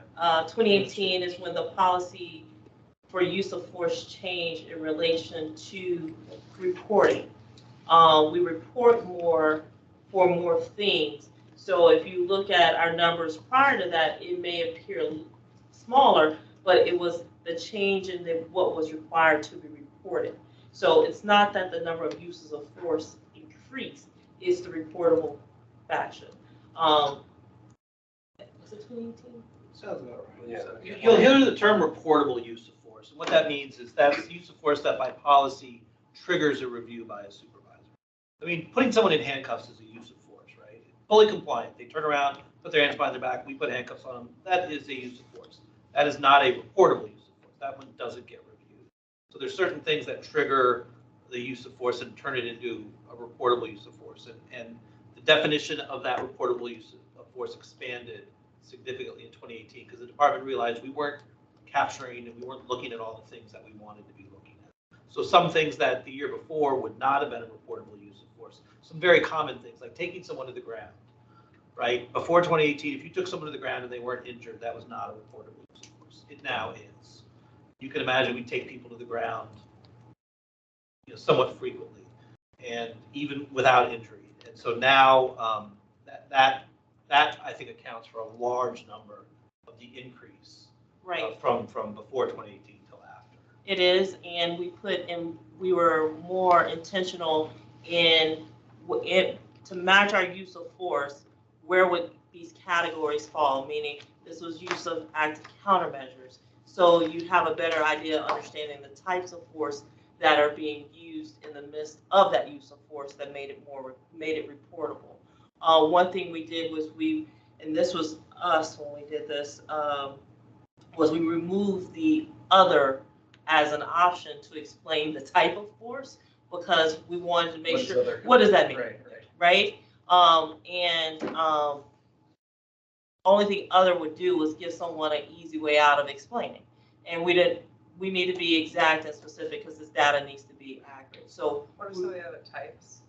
Active Control holds, active countermeasures, weapons, right? So your baton, flashlight, Taser, taser, hand strikes, knee strikes. do they all fall onto some kind of a physical manifestation, like you said, handcuffs? Outside of basic handcuffing, and he said it right, the goal around this was anything that could produce or may produce a level of injury to explain the injury. Yeah, but it doesn't go into, I know people, if you yell at them, they say, hey, you're hurting me. So it doesn't get into an officer barking commands, in a very direct way. That's not force, though some people might think it is. It sounds like it's some physical type of, okay. Yes, it is physical. Okay. 100%. It's only when it's a general yelling at them. Yeah. General. We don't investigate hurt feelings. Okay. Although we Just do wanna get make complaints sure. sometimes, but Of your Complaint. 70-ish reportable use of force, what number are sustained for investigation? sustained for outside of policy. Yeah. I haven't had any. There may have been one in 2021. There was one. This year, there's none. None this past year. Whether there was outside, whether there was administrative investigations born out of it for other violations, I'm sure there has been. Sure. But But I just, not like that specific. yeah, No. but not anything that would be like excessive use. Any other questions about that? And then use of force review, I mean, we just touched on that, so we don't have any questions about that. So I'm going to cover with you all how we handle critical incidents. And the first thing I want to do is just cover a couple of very basic definitions. So when we talk about critical incidents and investigations of them, what we're talking about are officers' actions that result in death or serious bodily injury. So that's very often going to be use of a weapon, but it could be any other action. It could be like we just referenced, taking someone to the ground to try to get them in handcuffs, and just by fate, the way they fall, they get seriously injured. It doesn't really matter what the action is. If a person is seriously injured or killed as a result of it, it's considered a critical incident, and it triggers the process we're going to talk about now.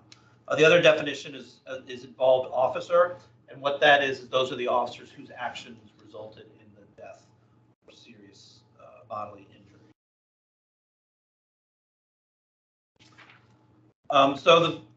This is roughly organized chronologically. So when an incident happens and somebody is seriously injured or killed, the supervisors who respond immediately to the scene, those officers, if you think about it, are now potentially criminal suspects, right? And it's a weird way to think about it because they're police officers, and most criminal suspects are labeled as suspects because we have some information they've done something wrong.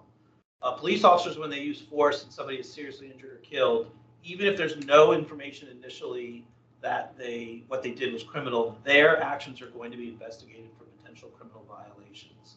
So there are certain rights that criminal suspects have, even when they're police officers. But when a supervisor arrives on scene, he or she needs to collect certain information just to do the immediate police work that needs to be done.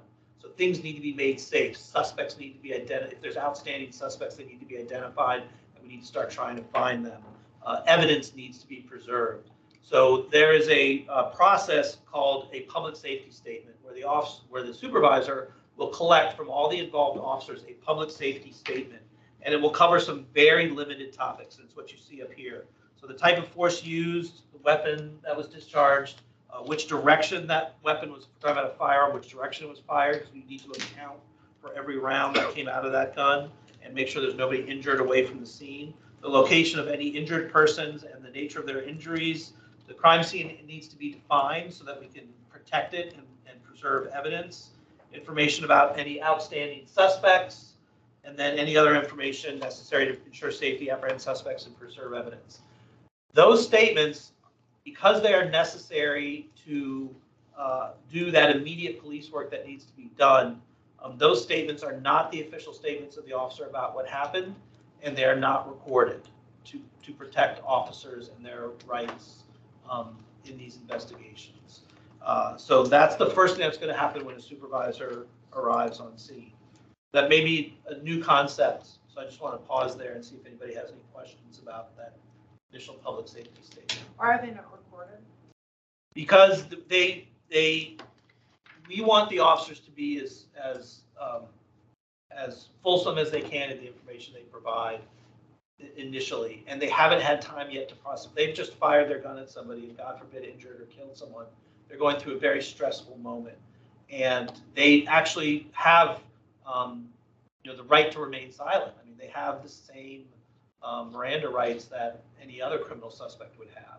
And since these statements are in some way compelled, they're being told by a supervisor, you need to tell me these things, they would not be admissible in a trial anyway. And so to remove the stress of what I'm about to say might get me in trouble, even though I know it can't be used, we don't record it. It's not documented in notes, it's not documented on the body-worn camera, and it allows that initial conversation to occur, so those initial safety and evidence collection things can occur. Maybe if this is too like in the weeds or not relevant, but if an involved officer is not physically, like somebody who's on the scene with them is not involved in the use of force, but is a public safety, do they not contribute to the public safety statement?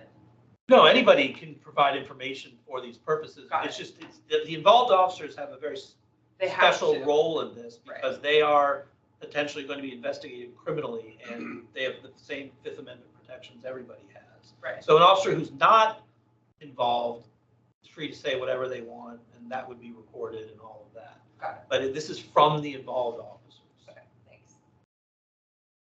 So what's going to happen next is the involved officers are going to be separated from each other, and they're going to be assigned a companion officer. And that companion officer is someone who was not on scene when the event happened. So you have involved officers who actually did the action that resulted in the death or serious bodily injury, and then you have witness officers who were immediately present when it happened. It can also be very stressful, as you can imagine, for those officers too.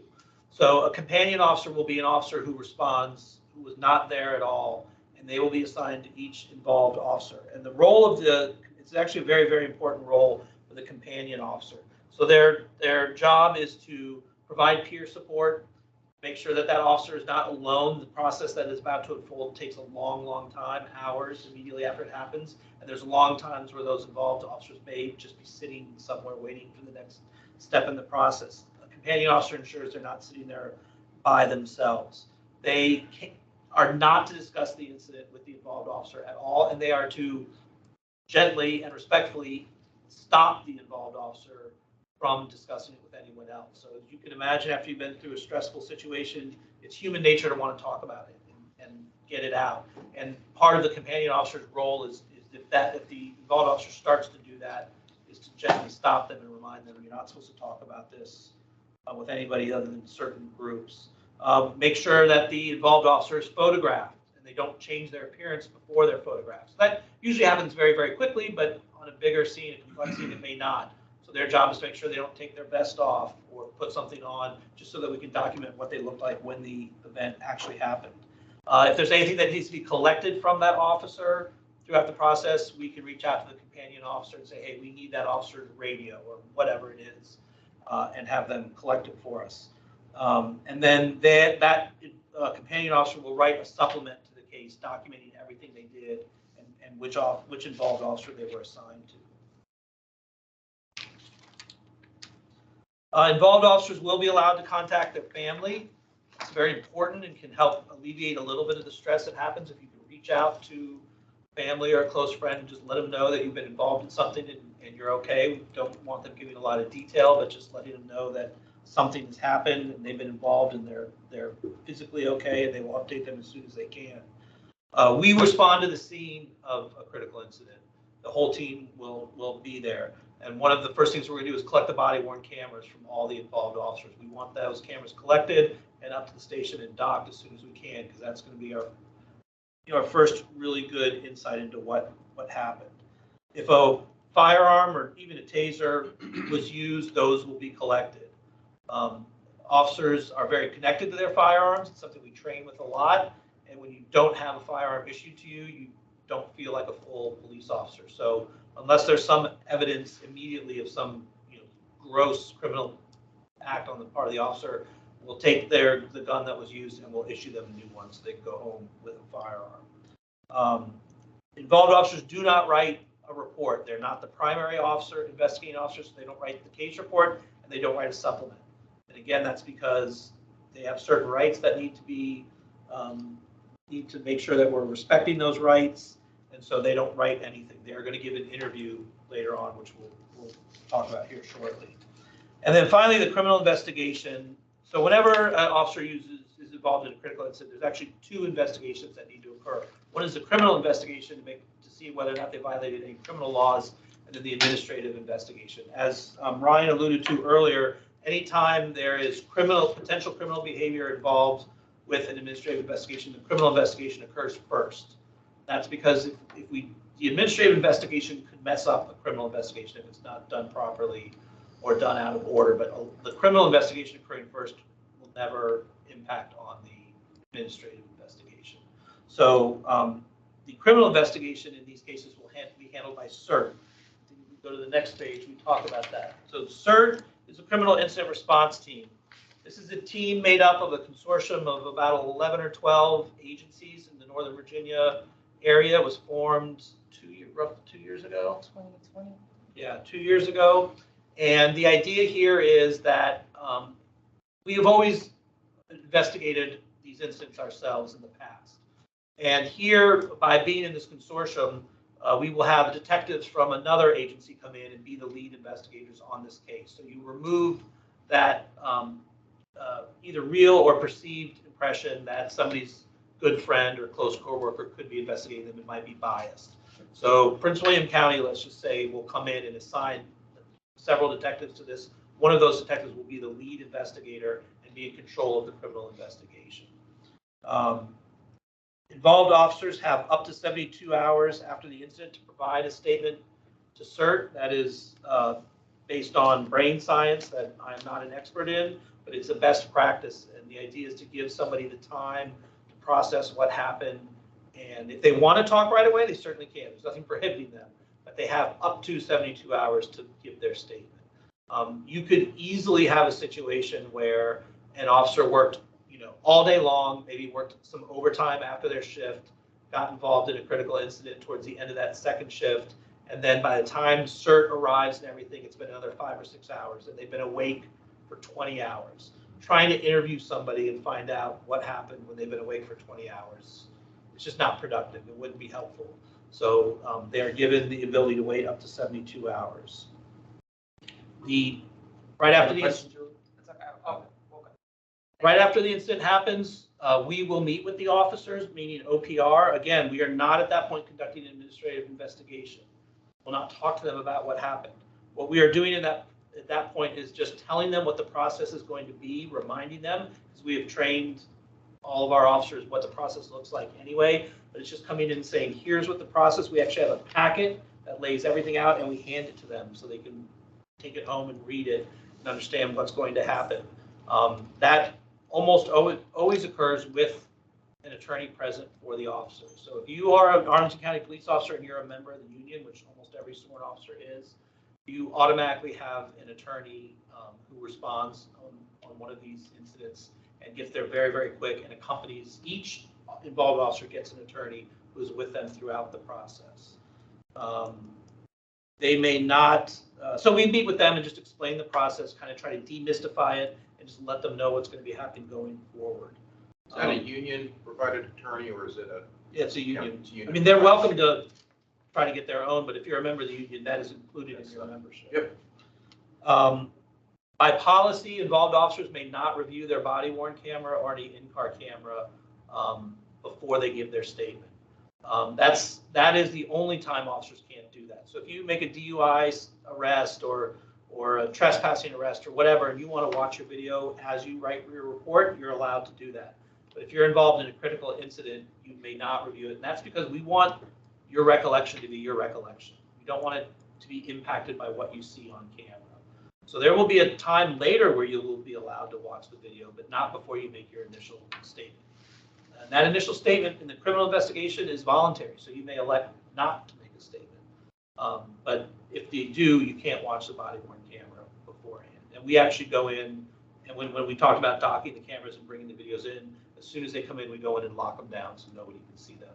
So we give them. And that, I assume that's consistent with whatever, research you've done to put the policy together, that's considered a best I mean, practice? some departments allow them to watch it. I mean, there's an opinion that let them watch it, let them, fulfill that because the human memory is very flawed. So why not let them watch a record of it and fill in some gaps? But I mean, I don't know exactly 50-50, but I know that a lot of departments do let them watch it, but a lot don't. So. Yeah, part of our policy for this specifically, it was generated on, like we said, how we generate policy in general. It was best practices all the way around that pushed this process, and that was one of the big considerations when we got the digital evidence management systems products, the various products. Yeah, it's an interesting call, frankly. I mean, I remember thinking about that in connection with when DOJ got body-worn cameras, and I think there's pros and cons both ways. So yeah. it's not an easy question. It's one of those issues that I would say it's probably the clearest example I've seen where there's just not a consensus. There's strong arguments to do it. Seems odd to me. To not let them watch it. Yeah. But I follow what you're saying. It's not so settled. Right. We will not be in the room when the officer is being interviewed by the CERT detective, and we do not direct that interview in any way. We want that to be a criminal investigation directed by the detective. However, we do have the ability and will observe the interview through the camera system. So the officers will know that we are observing it, but we are not in contact with the detective or in any way. And that's actually a big positive for the officers, because later on when we do our administrative investigation, if they've been interviewed by CERT and all of the administrative questions that we could possibly have about this were asked in that interview, we don't have to re-interview the officer. We have the interview, we watched it, we have access to the recording, and then there's just no need to take them through it again 2 or 3 months later. We can rely on the interview conducted. Now, if there's some outstanding question, obviously we need to clarify that. But for the most part, the questions asked by the CERT detective will satisfy what we need to know. Let me offer a perspective on this, let them watch the video or not. So part of me says, yeah, let them watch it, but another part of me says, what was the officer perceiving? Right. Because the video is one thing, but the what's going on, what was going on. So that to me would more, your policy, at least that's just my personal opinion, might give insight to how he was interpreting policy, what he observed, and then the actions versus, because watching a video, that's the easy button. Right. That's not the mind. Right. Think about a scenario where somebody does something that is perfectly reasonable to believe they're pulling a gun. Right? Let's say they say, I have a gun. If you come near me, I'm going to shoot you. And they reach inside and whatever it is, and they come out like this, and the officer shoots them. But they didn't have a gun. They had a phone or whatever it is. If you don't watch the video and you don't, let's just say the officer doesn't ever know immediately that wasn't a gun. If you don't watch the video, if you watch the video and find out that was not a gun, you are going to start questioning yourself and doubting what you saw and what you remembered. So I think the idea is to get that untainted, not biased, but unaffected memory of what the officer saw, and then we can fill in the gaps with the video if needed. And if you let them watch the video, you can't ever undo that, right? So I kind of understand why, if you're going to lean one way or the other, why the department leaned the way it did. Okay. One of the trainings I took on investigating it from an administrative perspective, specifically into Matt's point, was that you can let them watch the video, but do it after that first statement. Let them make their statement, and because, as Matt said, the brain sometimes plays tricks on you, specifically with order, or simple basic questions of how many rounds did you fire, and it may have happened several different firings, but they get it wrong initially when they said, oh, it was a 2-3-2 in different aspects of the event, because events for you in that space, while they may be very short, they seem very long. We talk about that in terms of ground fighting, and we'll get into that further. But those interactions are typically not that long, no matter long in terms of generally not hours, right? But it seems and feels like hours.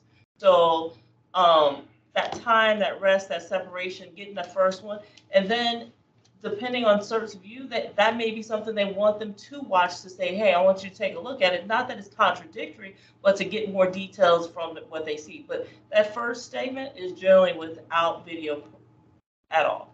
Got it. And then ultimately, CERT prepares a report, an investigative report that is presented to the Commonwealth's attorney, who ultimately makes a decision on whether to prosecute the officer for a crime or not. During this time, what is the officer doing work-wise? So that's actually our next slide. You led us into it perfectly. The involved officers will be placed on administrative leave. They have a mandatory EAP session.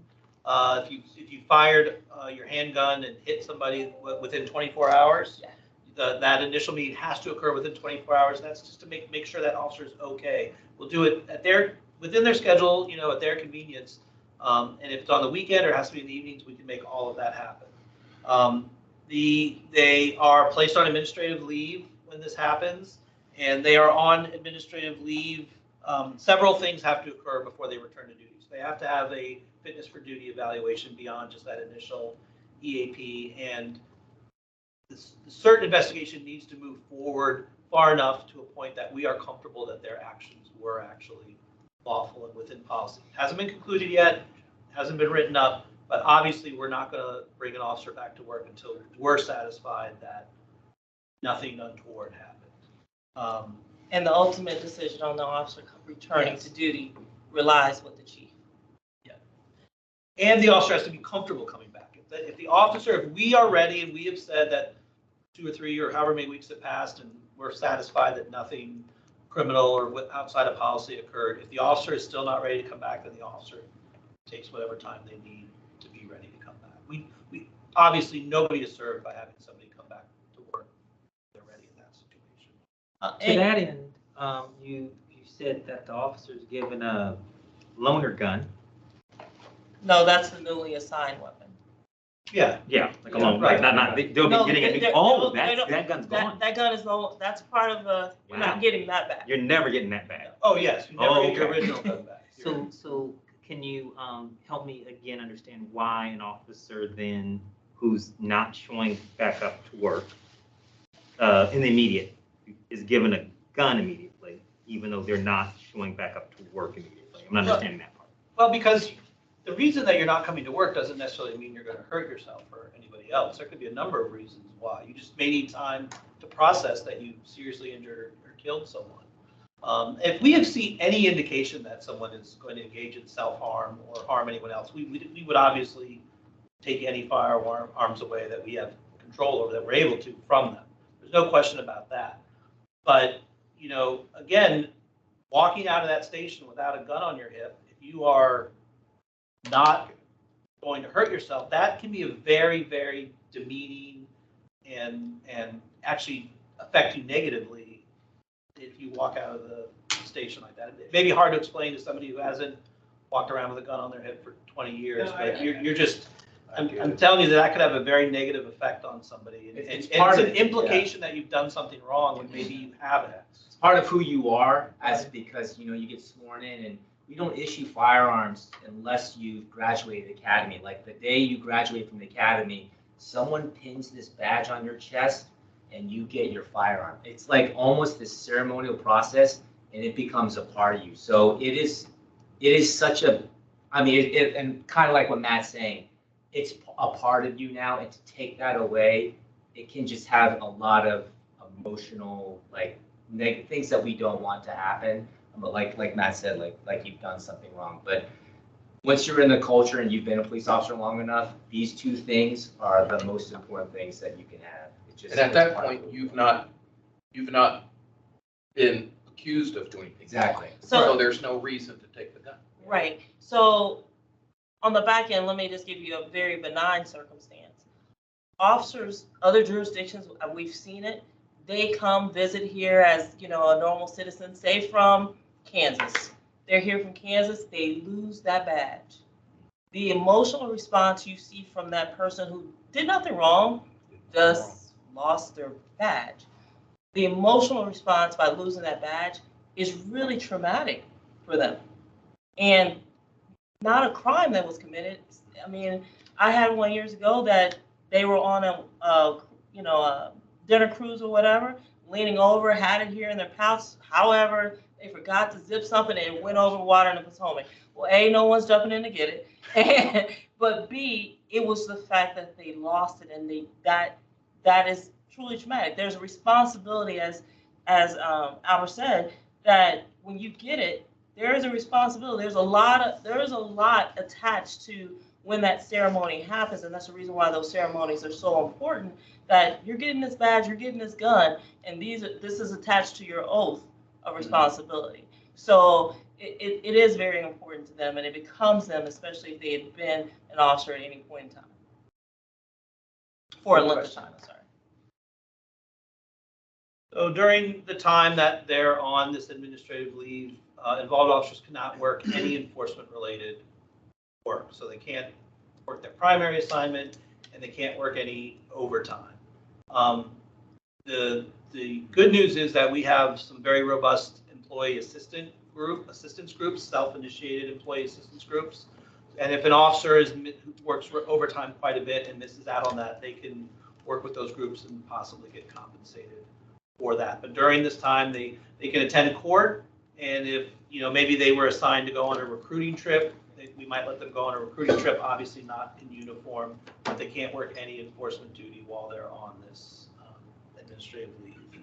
And then once that criminal investigation is complete, the report has been submitted to the Commonwealth's Attorney's Office, and a decision is made on prosecuting. That's when we conduct our independent administrative investigation. It is largely a review of the criminal investigation. The criminal investigation is so thorough that is the basis really for our administrative review. If there happens to be any questions that we have that weren't answered, we will go wherever we need to go to answer those, but it is largely a review of that, watching the body camera and determining whether or not the officer's actions were within or not within policy. So during this entire period is considered the administrative leave period then, that they're not working? Sure. The Commonwealth Attorney part and then your part? Yeah, but they're not necessarily on leave until the Commonwealth Attorney gives her opinion. Okay. The administrative leave period could be a couple, 3 weeks, maybe probably not 2, but could be as short as 3 or 4 weeks. Okay. We need to get far enough into the investigation that we're confident that there's no reason to think that something's going to come out that showed the officer did anything wrong. On the Commonwealth Attorneys, far enough into the Commonwealth Attorneys. Into the criminal investigation. The criminal, right. Yes. Right. Okay. Yes. Which we're monitoring too. So that's also giving us an idea about whether or not any policies may have been violated. And the officer has to be emotionally ready to return. Right. Once those two things occur, then they can return to duty. When the chief says. When the chief, right, when the chief is satisfied of those two things. It's several weeks. It is, right. At a minimum, it's several weeks. So, and the only pay they get is just their base pay, you're saying? Correct. Right. Okay. These are the most significant things that happen. Mm-hmm. This is the worst, but unfortunately there haven't been any at all, so which is great. I mean, but I could see the question of, while the criminal investigation is obviously forefront and has to take place, and you guys are monitoring it, are we monitoring it as well? And what if we have a disagreement with you as to you're good, that everything looks good, and we're not? We as in COB? Yeah. So the conversations we have is that Mommy would be engaged and have the ability, just with all the other administrative investigations from the external complaints, use of force reviews, that she would have the ability to join us live or to review recordings of those. She also will have the ability to respond to the scene, to see the scene and see the initial information that we gather initially. So you're talking about the CERT investigation? Yes. Okay. So you'd be tracking the CERT investigation along with you guys are tracking the CERT investigation. Right. Okay. I'm kind of an ancillary vantage point. Right, Because they're right. not involved in the Right, criminal no, I understand investigation, but just for purposes of the administrative investigation that would happen afterward. But going back to roles, it's a good question because, so in that sense, Captain Chamberlain is mummy, our eyes and ears. Yes, Yeah, that's how I see it. my eyes and ears. Eyes or ears, or both. Well, well, yeah. All right, I think that wraps up critical incidents. Any other questions? Has the administrative investigation for the shooting in, No. No. So reference findings, we've kind of hit on that. We haven't dug deep in that. Administrative reviews are either within policy or not within policy, right? Those are how the findings finalized. So the use of force reviews, such as what Lieutenant Tabibi spoke of, were determining if it was within policy. If it was a vehicle pursuit, if it was a foot pursuit. So when you see those findings, they're either going to be within policy or not within policy. As such, as that administrative review associated with the critical incident response team report, what we're determining is the use of force, because that is the action that was within that's specific to the policy. We're going to be determining if their actions were within policy or outside of policy. One of the things for administrative investigations, you have 4, but there's a little bit more, and I explain. You have sustained allegations, you have not sustained, and then you have exonerated. Exonerated in our findings with some complaints, whether they're internal, external. If we're reviewing body cam footage and it's 100% clear that these things did not occur, as if, for example, if a complaint comes in and says, hey, this person punched me several times in the face. We look at the body camera and we see something cordial and then we don't see someone punching anybody in the face. It's no value in wasting and stressing that officer's time to bring them in, sit them down in the chair and ask them all these questions. We can clearly exonerate them by DEMS, the Digital Evidence Management System. What we do in that matter, and my example was a little flawed because it would be then an excessive use of force complaint. We would notify the Commonwealth Attorney that this allegation was made, flag her if there were any criminal prosecutions associated with. So she or he within that environment is not blindsided by the allegation, and 2, it's a requirement under 192201C, as we discussed a minute ago, of one of the things that we are required to inform the Commonwealth Attorney reference a complaint. But for as the officer goes, they shouldn't be blindsided that such a complaint exists as well. We will notify them that the complaint is made, because they don't want to get into court and be talking about something totally different and hear that this complaint had been generated. So the officer is going to as well know. And as Lieutenant Allen explained in regards to complaint processing, we will contact the person, get their side of the story. Maybe they wrote punched and they really didn't mean punch. And one thing we do also is we will offer opportunities for the complainant to come in and sit down with us and watch a video. That has happened a few times where they've actually come in, and maybe they weren't actually there or saw that part of the interaction or missed something, especially if they are the involved party. So it'll give perspective a lot of times. That's one piece.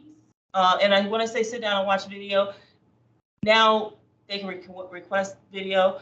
With our old system, it was not as easy to just request video, get a copy of it, and send it to them. That was old system, very antiquated. If you can convert it over to an MP4, you'd be happy. But that's no more. So that's when those situations occur. Any questions about findings? So is it, just so I understand, is it the initial administrative review within policy or not within policy? An administrative investigation occurs if there's a decision that it's not within policy? Correct. And then those other allegations then presented. But also you can have, as Lieutenant Tabibi explained, you may have a vehicle pursuit that's within policy. However, the review of all the camera during the course of that, you triggers something else. Exactly, and then that would be an administrative investigation. Okay. Any questions or concerns? And we're almost there. So discipline, that's always a conversation of what that looks like. Here, I just presented something from accident so we can see where the progression is. If it happens the first time and there's no other mitigating or aggravating circumstances, it could be just simply shift level counseling. The second one could go further with letter of corrective action. And where real discipline takes place is when we get into hours of suspension, and that's considered the letter of disciplinary action. So the first two on that first and that second piece, where it's shift level counseling as an option or shift level counseling to a letter of corrective action, those in particular, those are not considered grievable discipline. So those things happen and it's not grievable because it's not impactful to money, time, or anything else. Where it comes into where we see 4 hours of suspension or 4 hours to 8 hours of suspension, that is a letter of disciplinary action. That is grievable in the sense a lot of our discipline, I won't say a lot, but our discipline may be what we call hard suspension or leave forfeiture. So it may not rise to the occasion to where the chief acknowledges this person may need to spend some time at home making those considerations to what they've done. If there's a letter of disciplinary action, and to what we spoke of a minute ago, and this is the reason why that piece is important, a letter of disciplinary action, 40 hours, losing all police powers, what does that mean in action? That means, first of all, that's pretty high because we're going to hard suspension. You need to spend some time to think about your actions and what your future is going to look like, right? But you lose your badge, your gun, and your police powers during that time. So once again, that's a very deliberate, intentional experience, and that in itself can bring a lot of anxiety to an officer by dropping that badge, dropping that gun. Those are things that you had an oath attached to it for, and doing so for that hard hours, that's pretty traumatic. So the chief of police makes our final disciplinary decision within his authority as provided by the administrative regulations, which is up to 120 hours. So, anything past 120 hours to include demotion or termination. He then has to make a recommendation to the county manager because the county manager is the only one that can do that level of discipline. Okay? Any questions or concerns about that? The vast majority of our sustained internal allegations do not result in any form of hour lost or suspension. Vast majority of them are shift level counseling or a letter of corrective action, basically formal notice to the officer that you violated policy, and there could be more serious repercussions if you do it again. I just think it's worth noting that while we have these charts that tell us what to do, it's very rare that we actually suspend somebody and take hours from them. One other question, it's a little bit collateral, so I don't want to spend too much time on it, but you mentioned Brady violations. I mean, how often do you get requests from the Commonwealth's attorney to look at the IA files if that officer is going to be testifying about something? No, well, that in itself is not on Brady. That's going to be referenced to 201C. Okay, I don't know what that is. Okay, that's why we were talking about if there were any complaints related to excessive use of force, constitutional rights violations, or bias-based policing. So that is where those pieces come from. If you have a Brady violation here in Arlington County or anywhere in the Commonwealth, you more than likely are no longer employed. We do not have anyone within our department who has a sustained Brady violation. Sustained by a judge or the sustained by us. OPR. From our investigations, if it is a sustained Brady violation of integrity, period, or bias as well, because Brady does fall into the bias spectrum, they are no longer employed with Arlington County. So that we don't have what people call, or some organizations call, Brady list. We do not have a Brady list. Because you don't have anybody that's still employed. Exactly. Okay, so one of the requirements that came into play March of 2021 2021 was DCJS notifications of certain offenses such as Brady or criminal violations. Like on some incidents, they would not decertify the person.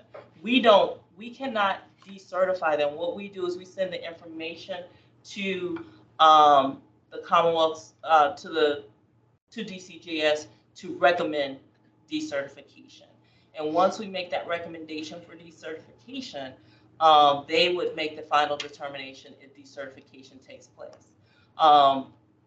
Even that, officers do have the rights to appeal that, but that's not us in terms of that sense, but that would be their whole entire certificate. So what that does is prevent an officer from having a Brady violation here or a violation of DCJS's codes of conduct, and allows you to go to another department utilizing that same certification within the Commonwealth. I see. I think, and I can follow up separately, but your definition of Brady violation is a little different than my usage of it in the federal system, where that decision is actually made either by a judge or by prosecutor ultimately with regard to what needs to be disclosed. So I'm not sure entirely, and we can talk about later, just what Yeah, so you that's consider to be a Brady violation. Right. So in regards to disclosure, that's exactly it. Is that we as a police department, and this has always been our stance, is that we will not be embarrassed by having someone, that information being disclosed as a Brady violation in court publicly. So we will not keep that person. I think that the way to think about it is if we sustain a violation of policy that is a potential Brady violation, right? It hasn't been officially blessed by a judge, but that is an integrity or a bias, we don't keep you. We separate you from the Okay. agency. No, I get it. So we just don't. If your policy were different, it would go to a judge and then it would be that, but it doesn't. No, it would pretty much go to the Commonwealth to find out if it would be exculpatory for her to disclose. Right. However, generally speaking, while the Commonwealth attorney is not making our personnel decisions in that matter, we will also inform her, because more than likely that officer or detective would have pending cases. So it would be imperative for us to also inform her, because that impacts the future of any previous cases that may come up or any future cases. Any questions? I have absolutely enjoyed this dialogue, that's for sure. Anything else from anybody? No, this has been great. Thank you very much. Thank you so much. Please help yourself. Are you guys taking? Please do. Are you guys taking? I was gonna say, I'll move to recess for 5 minutes until 8:55. Perfect. Okay.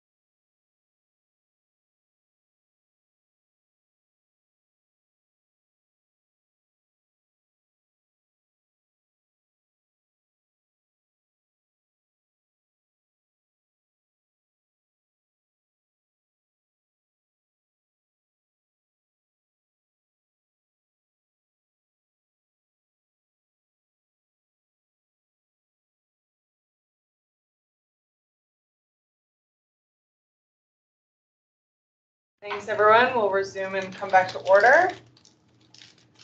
For the agenda, we're going to start it off by approving meeting minutes. The meeting minutes for December 5th and December 19th. Sorry, 1 second, Julia. I'm not sure if it went back to recording when we came back on.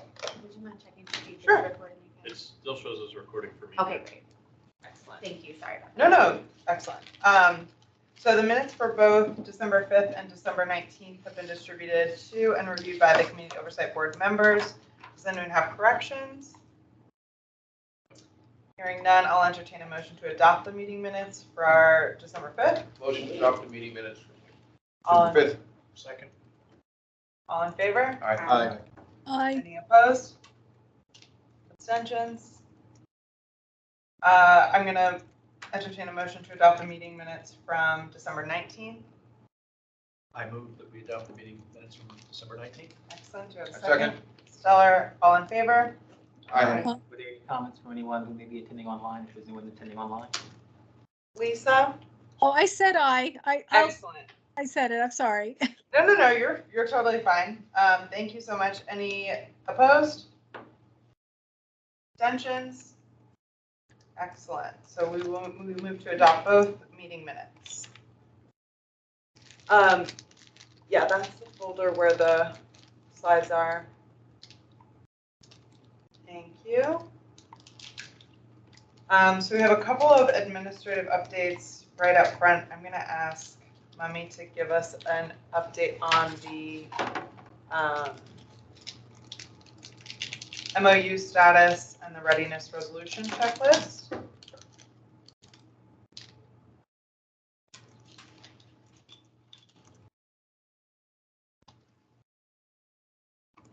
Okay.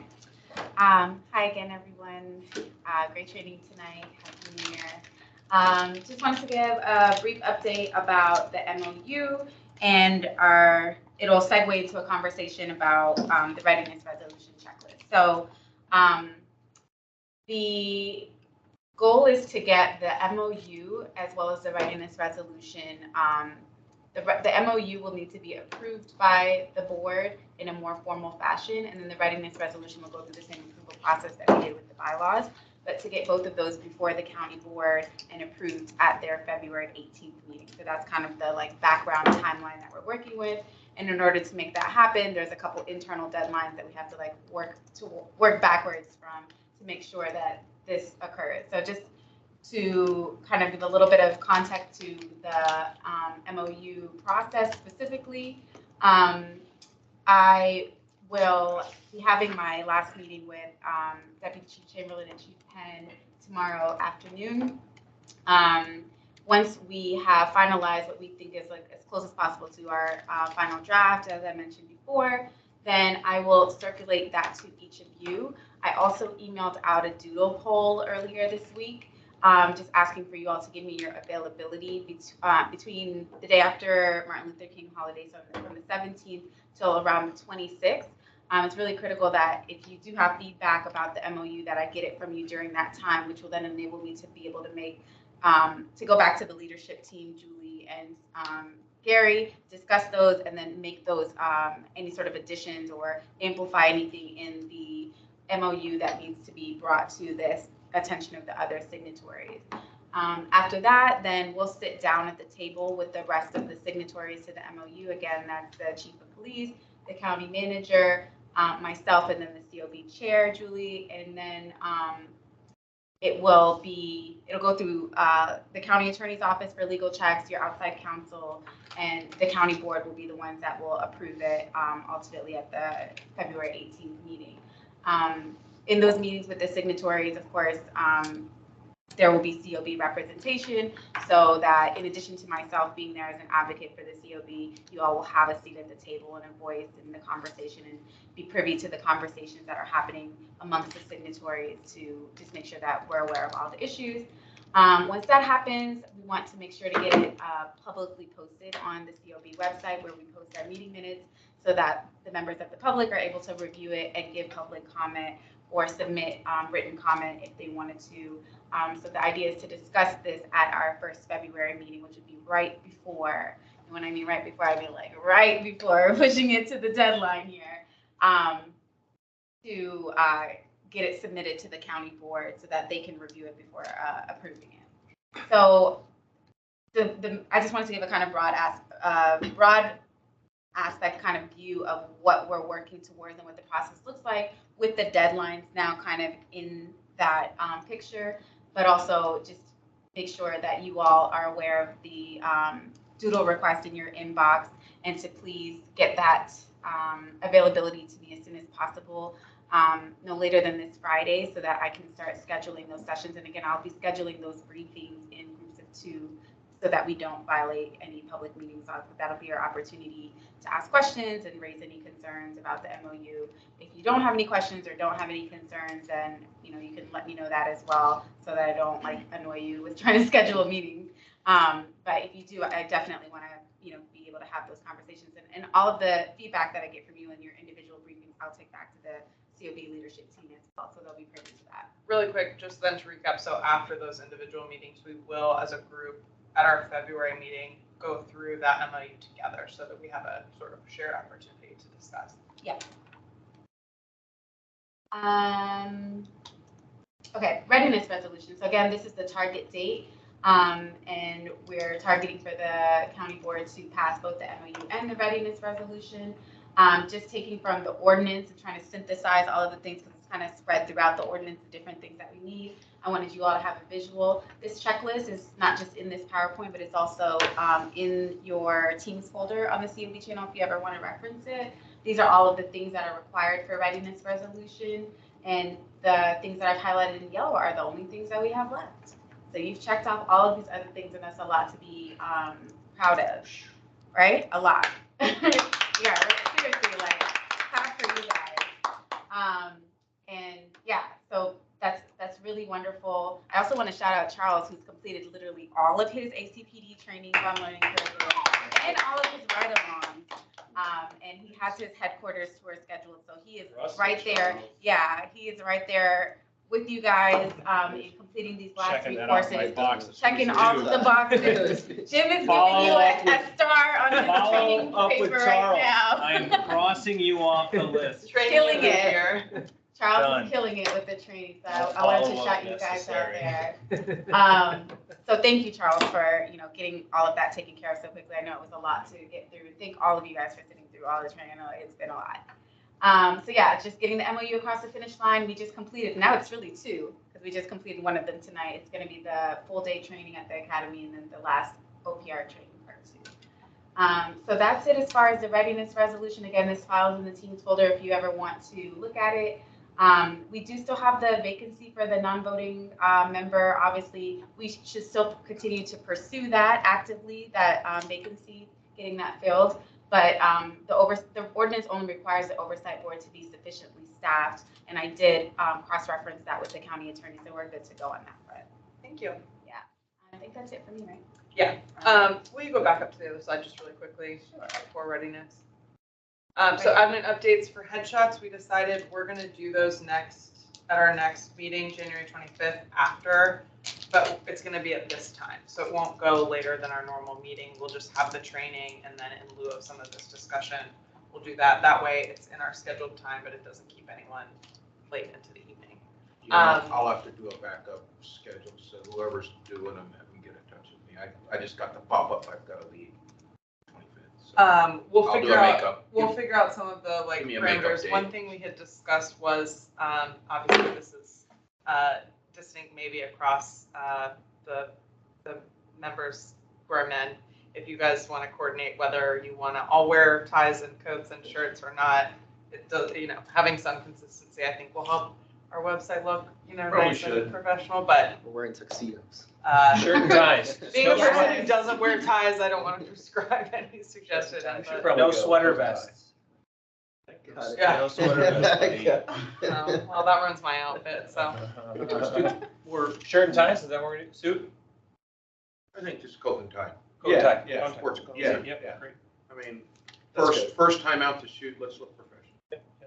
I'm disappointed in no sweater vests. I got to tell you. I know, sir. I didn't realize. That's right, man. You had one on. I didn't want to say A anything. sweater, Good enough. We were gonna be twins. sweater with a picture of a tie. Jim's out to get us.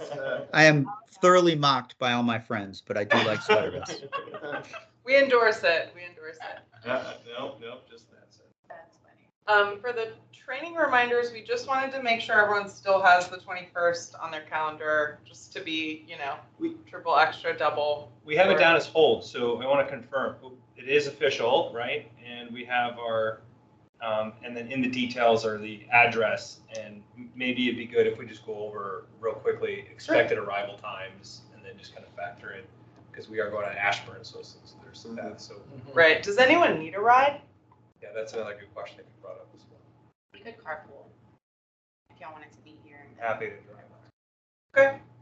I might send an email just in the days before so that if anyone does want to leave their car, we can have a group that's ready to go and has cars, but we don't need to do that tonight. Team building on the But way it there. kicks off at 8, so we need to be probably In the leaving parking here lot. by 7 for sure, the latest. Arrive by 7:45. Yeah, No later than in the parking lot, and then we're gonna meet up at the first admin building, or what, I don't know, I'll make sure that, or maybe in the parking lot. And then Yeah. We'll have somebody there to meet us, Mhm. and then we'll go in, okay? yeah, if there are any specific instructions about like parking and entry and that sort of thing, I'll make sure that Deputy Chief Chamberlain sends those out to us in advance of the meeting. Lunch that day? Lunch is provided, Okay. and there were a couple reminders that Deputy Chief Chamberlain wanted me to let you guys know, mainly just about like the dress code. So there is not a specific dress code for, we don't have to be in like business casual or anything, but she wanted to make sure that we wore soft sole athletic shoes because we're going to be doing some kind of like tactical trainings or simulations. They're not going to be physically intensive. She told me to let you guys know that so you don't get worried. There'll be a lot of virtual simulations, but we'll be on kind of like a mat type of room is my understanding. So just make sure that you wear soft sole shoes so that you'll be comfortable and won't have any safety concerns. Okay. I'll make sure that we send an email the week of and the night before. So everyone has the address, information, a reminder. We're all going to be there in the parking lot by 7:45, and any other, like, presumably we might need driver's licenses or things, but we'll make sure that is all to you guys right before. I think that's all we have for training reminders right now. Sorry, one more thing. Sure. And I should have probably mentioned this in the recommended resolution part, but the training part reminded me. Make sure that you log on to your learning center, and if you need to just walk through of how to get back onto there, myself or Ian would be happy to walk you through that. I noticed when I was just kind of going through, I get like a training report from Learning Center that some people had started and it was like incomplete, so maybe we just didn't get to the very end where it like marks you as completed the whole training, or maybe you didn't open it. So just make sure that sometimes you have to actually click on the little arrow that shows you the drop down menu. For example, like the Leading with Race course might have a couple different modules, as well as if you remember with the first 4 ACPD training sessions, they were like 5-minute pre-training session videos, making sure that you went back and watched those or that you have them marked off as complete in correlation with the sessions, just so we make sure that everything is, checked off for recommends. Yeah, Mommy, I'd like to, so I got with Ian 2 days ago because on my learning center, I clicked on it, drop down menus. And Ian, maybe you can explain this, but there were things not on my drop down menu that I need to complete. So Ian hooked me up. You backdoored and you found those 2 links that I need to finish. So it may not be on the front page of the Learning Center. So if you have that issue where there's a couple of videos that you missed, you'll know it because I looked at this report that he sent and I saw these other 2 videos. So he found an alternate path, created a link on my computer that goes to this other place. I mean, is that? Yes, so everyone in the county has access to the Learning Center, but since we're a commission, there's an additional subset of the Learning Center for commission members. And that's just a particular URL that on Teams have posted right to the top of where all the files are. So now if you go into the Teams and you just go to the file location, you can just click on that thing. And that's where the report is? The report isn't there, but this is where all the trainings are. So you'll be able to see if you have any outstanding ones from the Learning Center.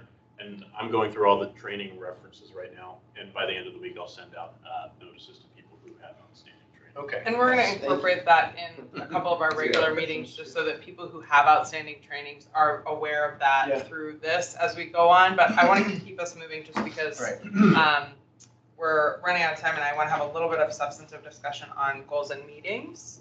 So if we'll go next to 2023 goals. New year, obviously our priority is, sort of protocol oriented things. But I think I have heard from several people, as well as my sort of sentiment has been that it's frustrating to want to have more time to deliberate, and our training, requirements and activities were really involved. So all that's certainly understandable, but we're looking into the approach of maybe having some subcommittees that can meet as the second meeting each month. So those would not be official meetings. They would be, subcommittee meetings where attendance requirements would be a little bit different. And so if you want to be more involved in outreach, there's opportunity for us to have a more expansive, substantive discussion that doesn't require, like Dave and I, struggled in the last year to make sure that we can coordinate and then coordinate with the chairs and coordinate with the IPA and all that stuff. So, Call it a subcommittee. right. So, Like, that's it, right? right. So we're just making sure before the first meeting 2, which will be February, I think 8th, that we'll talk through all of that and make sure everyone sort of has input. I think there are some, preliminary subcommittees that for ongoing training requirements, folks who want to be more involved in helping shape that. Outreach, same thing.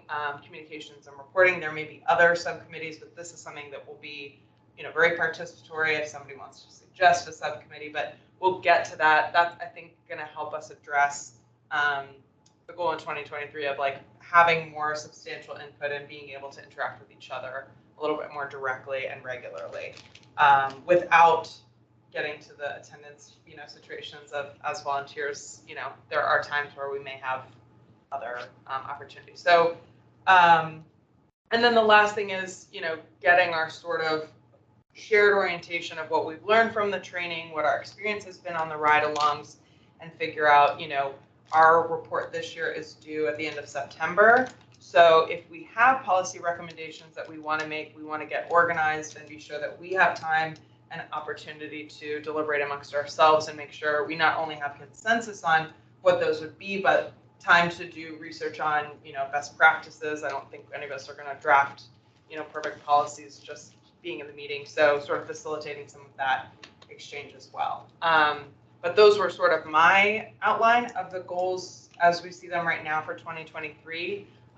We were talking about after the annual report goes in this year, we will probably amongst the committee have a more strategic planning session for 2024 so that this process is a little bit more formalized. But since we're still, getting our sea legs, I do want to see if anyone has other input from 2022 that they want to reflect and, comment now so that we can try to address additional provisions for things we want to accomplish. And that, is open-ended, so it doesn't need to be right now, but we certainly want those to be shared goals.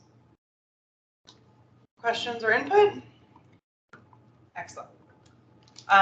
So that leads us into the 2023 meetings, which, our requirements stipulate we have to have at least 11 meetings, no more than 2 of them, or 25%, whichever is greater, can be all virtual. I think in the meeting 2, we want to look at the annual schedule and pick, do we want some of those to be planned virtual? We might want to have some in our pocket if we need to have a couple of all virtual meetings, that we can increase the number of total meetings. We had discussed, Mommy was saying there is sort of a trade-off of having that second meeting per month be subcommittee. There may be occasions where, because we have more deliberative discussion that we need committee discussion, we can agree in advance to have that be another meeting.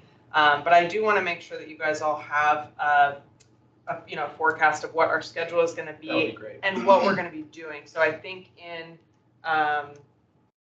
this was the other thing about subcommittees. I mean, the advantage of approaching subcommittees that way is we will still notice them. We will still have them on Teams. People can still, from the public, listen in and participate. But that way we can all get together without having to have 6 Zooms on our, other working schedules.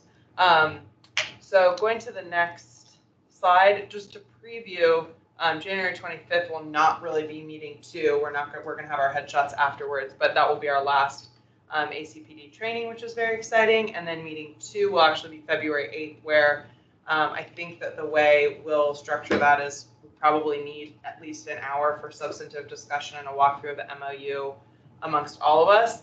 But in the remaining time, talking about some participation, interest and leadership roles amongst the subcommittees, and then talk through our annual priorities against the schedule. So, as we get, I think outreach is probably starting to become a more urgent priority for all of us wanting to engage with the community, how that relates to our ability to forecast and line up additional training for the year, the annual report and policy recommendations. So I just think that at the February 8th meeting after the MOU, we can have a more open-ended discussion, make sure we all agree that, putting outreach at the next top of our list is or isn't the right thing, and associate things. So are there any requests or questions? Yeah.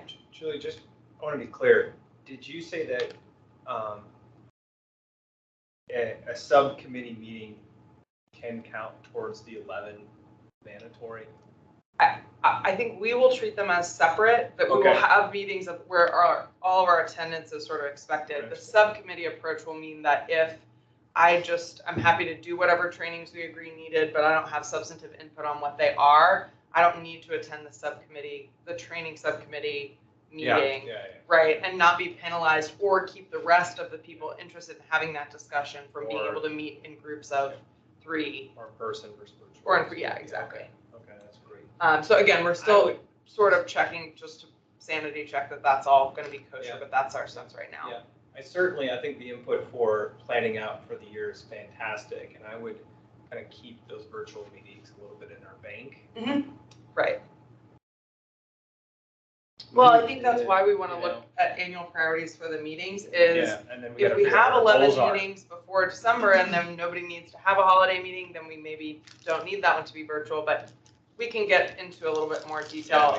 I think when you look at what our schedule looks like with 11 meetings and then all of these other opportunities that probably around the report time, we'll probably have a couple of other, we might have a reporting or communications committee that meets more than that second time a month to make sure that we have enough time to develop and review all those inputs and make sure we have consensus. That may turn into another, sort of second monthly meeting where we all want to be here. So we'll track that as we go along, but I think forecasting it and making sure everyone has the ability to say, I don't want to prioritize that now or be valuable. Go ahead. For each subcommittee, it's going to be a limit of 3 people, No, so that was sort of the idea is we can meet in groups as long as they're publicly it's to avoid accessible. turning it into a regular meeting, right? Right, well. At least the meeting portion, right? When you have 3 people or less, right, talking. The problem that we have with 3 people, so if you, me, Dave, and Jim want to meet to talk about training, is we can't do that on Zoom separately because the public can't attend and they don't have notice. So by doing that and holding those meetings here, where, if Dave really wants to join, but he has to be virtual, that's not necessarily related to his attendance. Again, we need to sanity check sort of some of those stipulations. So we'll go over that as a sort of proposal in the subcommittees at the February 8th meeting. So everyone understands exactly how we're going to do it and who wants, but I think that will give us more flexibility to make sure that we,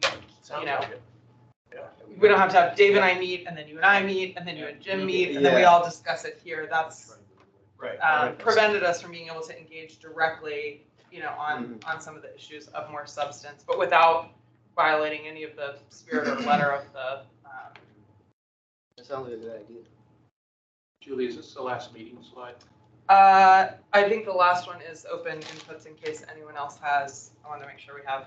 So on the meeting dates about the forecast, and we didn't talk about this the other day, but I think we need to kind of take input from people so as we start mapping out weeks and months. I know we have, the set days that we have, but I think we want to have some time where we gather input for the rest of the year, summer vacations or different things. At least give people input. Right. And so at some point, I mean, I don't know, Mummy, you might already have kind of a notional year, but I think before we put it in stone. Right. How are we gonna get input from everybody? So would you pull up this schedule? It's in the same file directory on Teams.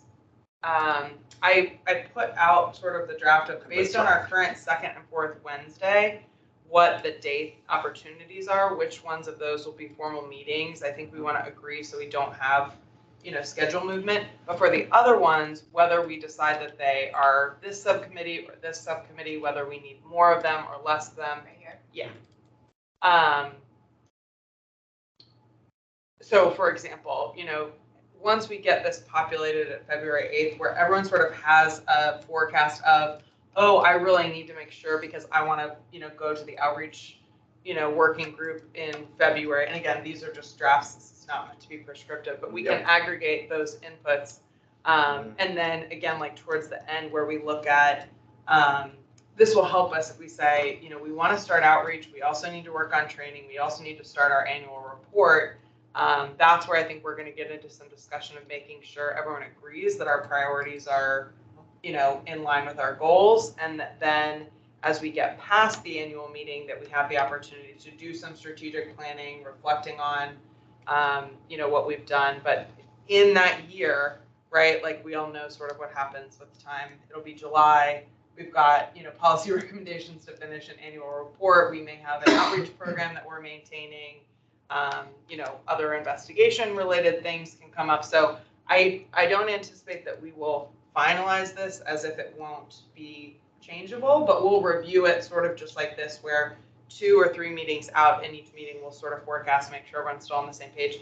But I think the goal will be that those 11 meeting dates that we choose, those will be our minimum. We'll have agreed to set those. If we want to add a meeting, we can do that a little bit more flexibly. If we want to move the other subcommittee sort of dates or arrangements, that will be more flexible. But this will give everyone the ability to plan for sort of our minimum commitment to each other of what we want to do and when, and how those are going to come together. Yeah, I think I was thinking about the virtual ones. Like this has kind of a sense of summer vacation, Christmas. I think we need to get everybody's input. Right, kind of exactly. on that, Exactly. We may not want to have. We may want to do the We may all not want to virtual. stipulate which will be all virtual. Exactly. So we can do that by ear. More kind of 2 for meetings out. our own kind of life, things like that as volunteers. Taking people's input. So the working groups are not, that's not mandatory to be there, right? Right. I think they probably will be called subcommittees. I just sort of put this together to get the dates lined out. But yes, the attendance for those will be different than the requirement for the COB, which is that you not miss more than 2, that you tell us in advance if you need to be virtual, et cetera. So once we get that all sort of set up, I think we can create a document where, just like the electronic meetings policy, we sort of have a common understanding. We can agree that we all like the way it's framed out and then go from there. Because we do have flexibility around those guidelines, but we also want to be in concurrence amongst ourselves. So when we say all virtual, does that become prescriptive? And we don't have to solve this today, but I just kind of want to, we probably have to wrap our heads around that a little bit. Oh yeah, I was Right. putting those there because those are things I think we want to talk about in exactly. setting that schedule. Yeah, we'll save that. And that if we all happen to be here, in our June meeting, we say, oh, actually, no one's traveling that July, we can change it. I don't think that I think that just the bolded dates, we want to make sure that we get those. So we had talked about putting previously we had sort of had one meeting out on our calendar at a time, but having the full calendar of the required meetings on everyone's calendar, so that if I'm planning a vacation in October, I don't have to be tracking, 6 different things. So, So is this available on? this is on Teams. Okay, all right. And we'll go through it all together, and then we can give everyone printed copies, and we'll make it final on the Teams. Yeah. Okay. It's right here in This is good. agendas and minutes, and then if you go to today's meeting. We could probably also put it on like the main page too, so you can quickly reference it as well. Yeah, that was just for meeting materials here. Once it's done, we can put it, so that it's easily accessible. We'll make it a PDF once it's done, so everyone knows that no more changes. Lisa, are you on? Do you have any input? I want to make sure we still connect with you today. Yeah, no, I love the idea of the subcommittees, and I love the idea of, not having, because I love that you found a way for us to do the work we want to do and not have to struggle as we've been struggling. And I really appreciate that. And I probably should have thought of that myself. So anyway, a gold star. I really Well, like- I mean, we're, the reason there's, 8 of us is so that we can keep iterating and circulating. And I think all of us had expressed at one point or another last year in public meetings and, our individual conversations, God, I wish we could talk more about blank. So hopefully that affords us this opportunity, and we'll just, go forward the next couple of steps and make sure that it's working for everyone and also suits our obligation to the.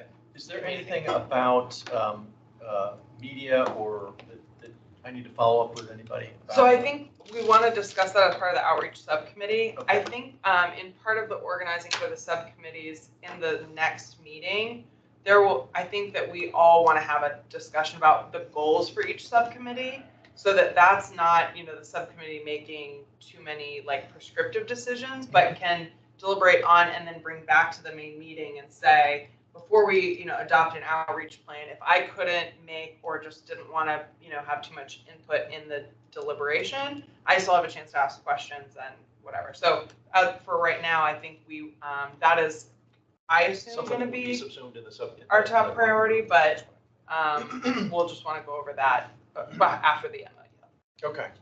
I think Matt wanted to make a Yeah. comment. I just want to say. I didn't want to, so. No, please. I just wanted to be on for a few minutes tonight, just to thank each of you. This is the level of training that you've gone through is more extensive than we envisioned or than we had thought of at the start of the process. That doesn't mean it's not important, but really wanted to make sure that I thanked you. Christian wanted to pass along his thanks. I can tell you from being chair that he's busy enough these days, but he did want me to share his thanks in addition to mine. If you think about it, you're in reach of a key point. February 18th, we're really working. I want to thank Mummy, but all of you, because once we have the architecture set up, and the subcommittees will be a piece of that for you guys, we will get on to the reasons that drove you to be interested in this work. And so I know there's the next 3 weeks, there's a number of trainings, but just wanted to really convey our thanks and to try and reiterate the big picture of you're in reach. And to each of you, I know it's been a long process this past year, and it's inevitable that there'll be pieces of it that we didn't expect with the amount of training, but just a huge thank you. And know that our other 3 colleagues, all of us on the board, this is still deeply important work to each one of the members of the board, and a big thank you. So we're available, but we're also not idle. We're staying busy trying to do the rest of the work of being good board members. And the next 3 weeks, you'll hear plenty of what we're doing or not doing on housing, but your work is super important. So each of you know that you have our big thanks from Christian and I and the entire board for the work you're doing. In addition, it's great to see we added team members to help support, and Ian and so Mummy, and it's just thank you. And I hope that isn't too lengthy, but conveys heartfelt how much we appreciate what you're doing. Thanks for joining us tonight, Matt. We really appreciate that also. Great, and I will try to stay married, so I'm gonna see my wife for a little bit. So see everybody. Thank you. Is there any additional business? Hearing none, I declare the meeting adjourned. All right. So fantastic. Very good night, everybody. Make sure to Good night. stop the recording and then.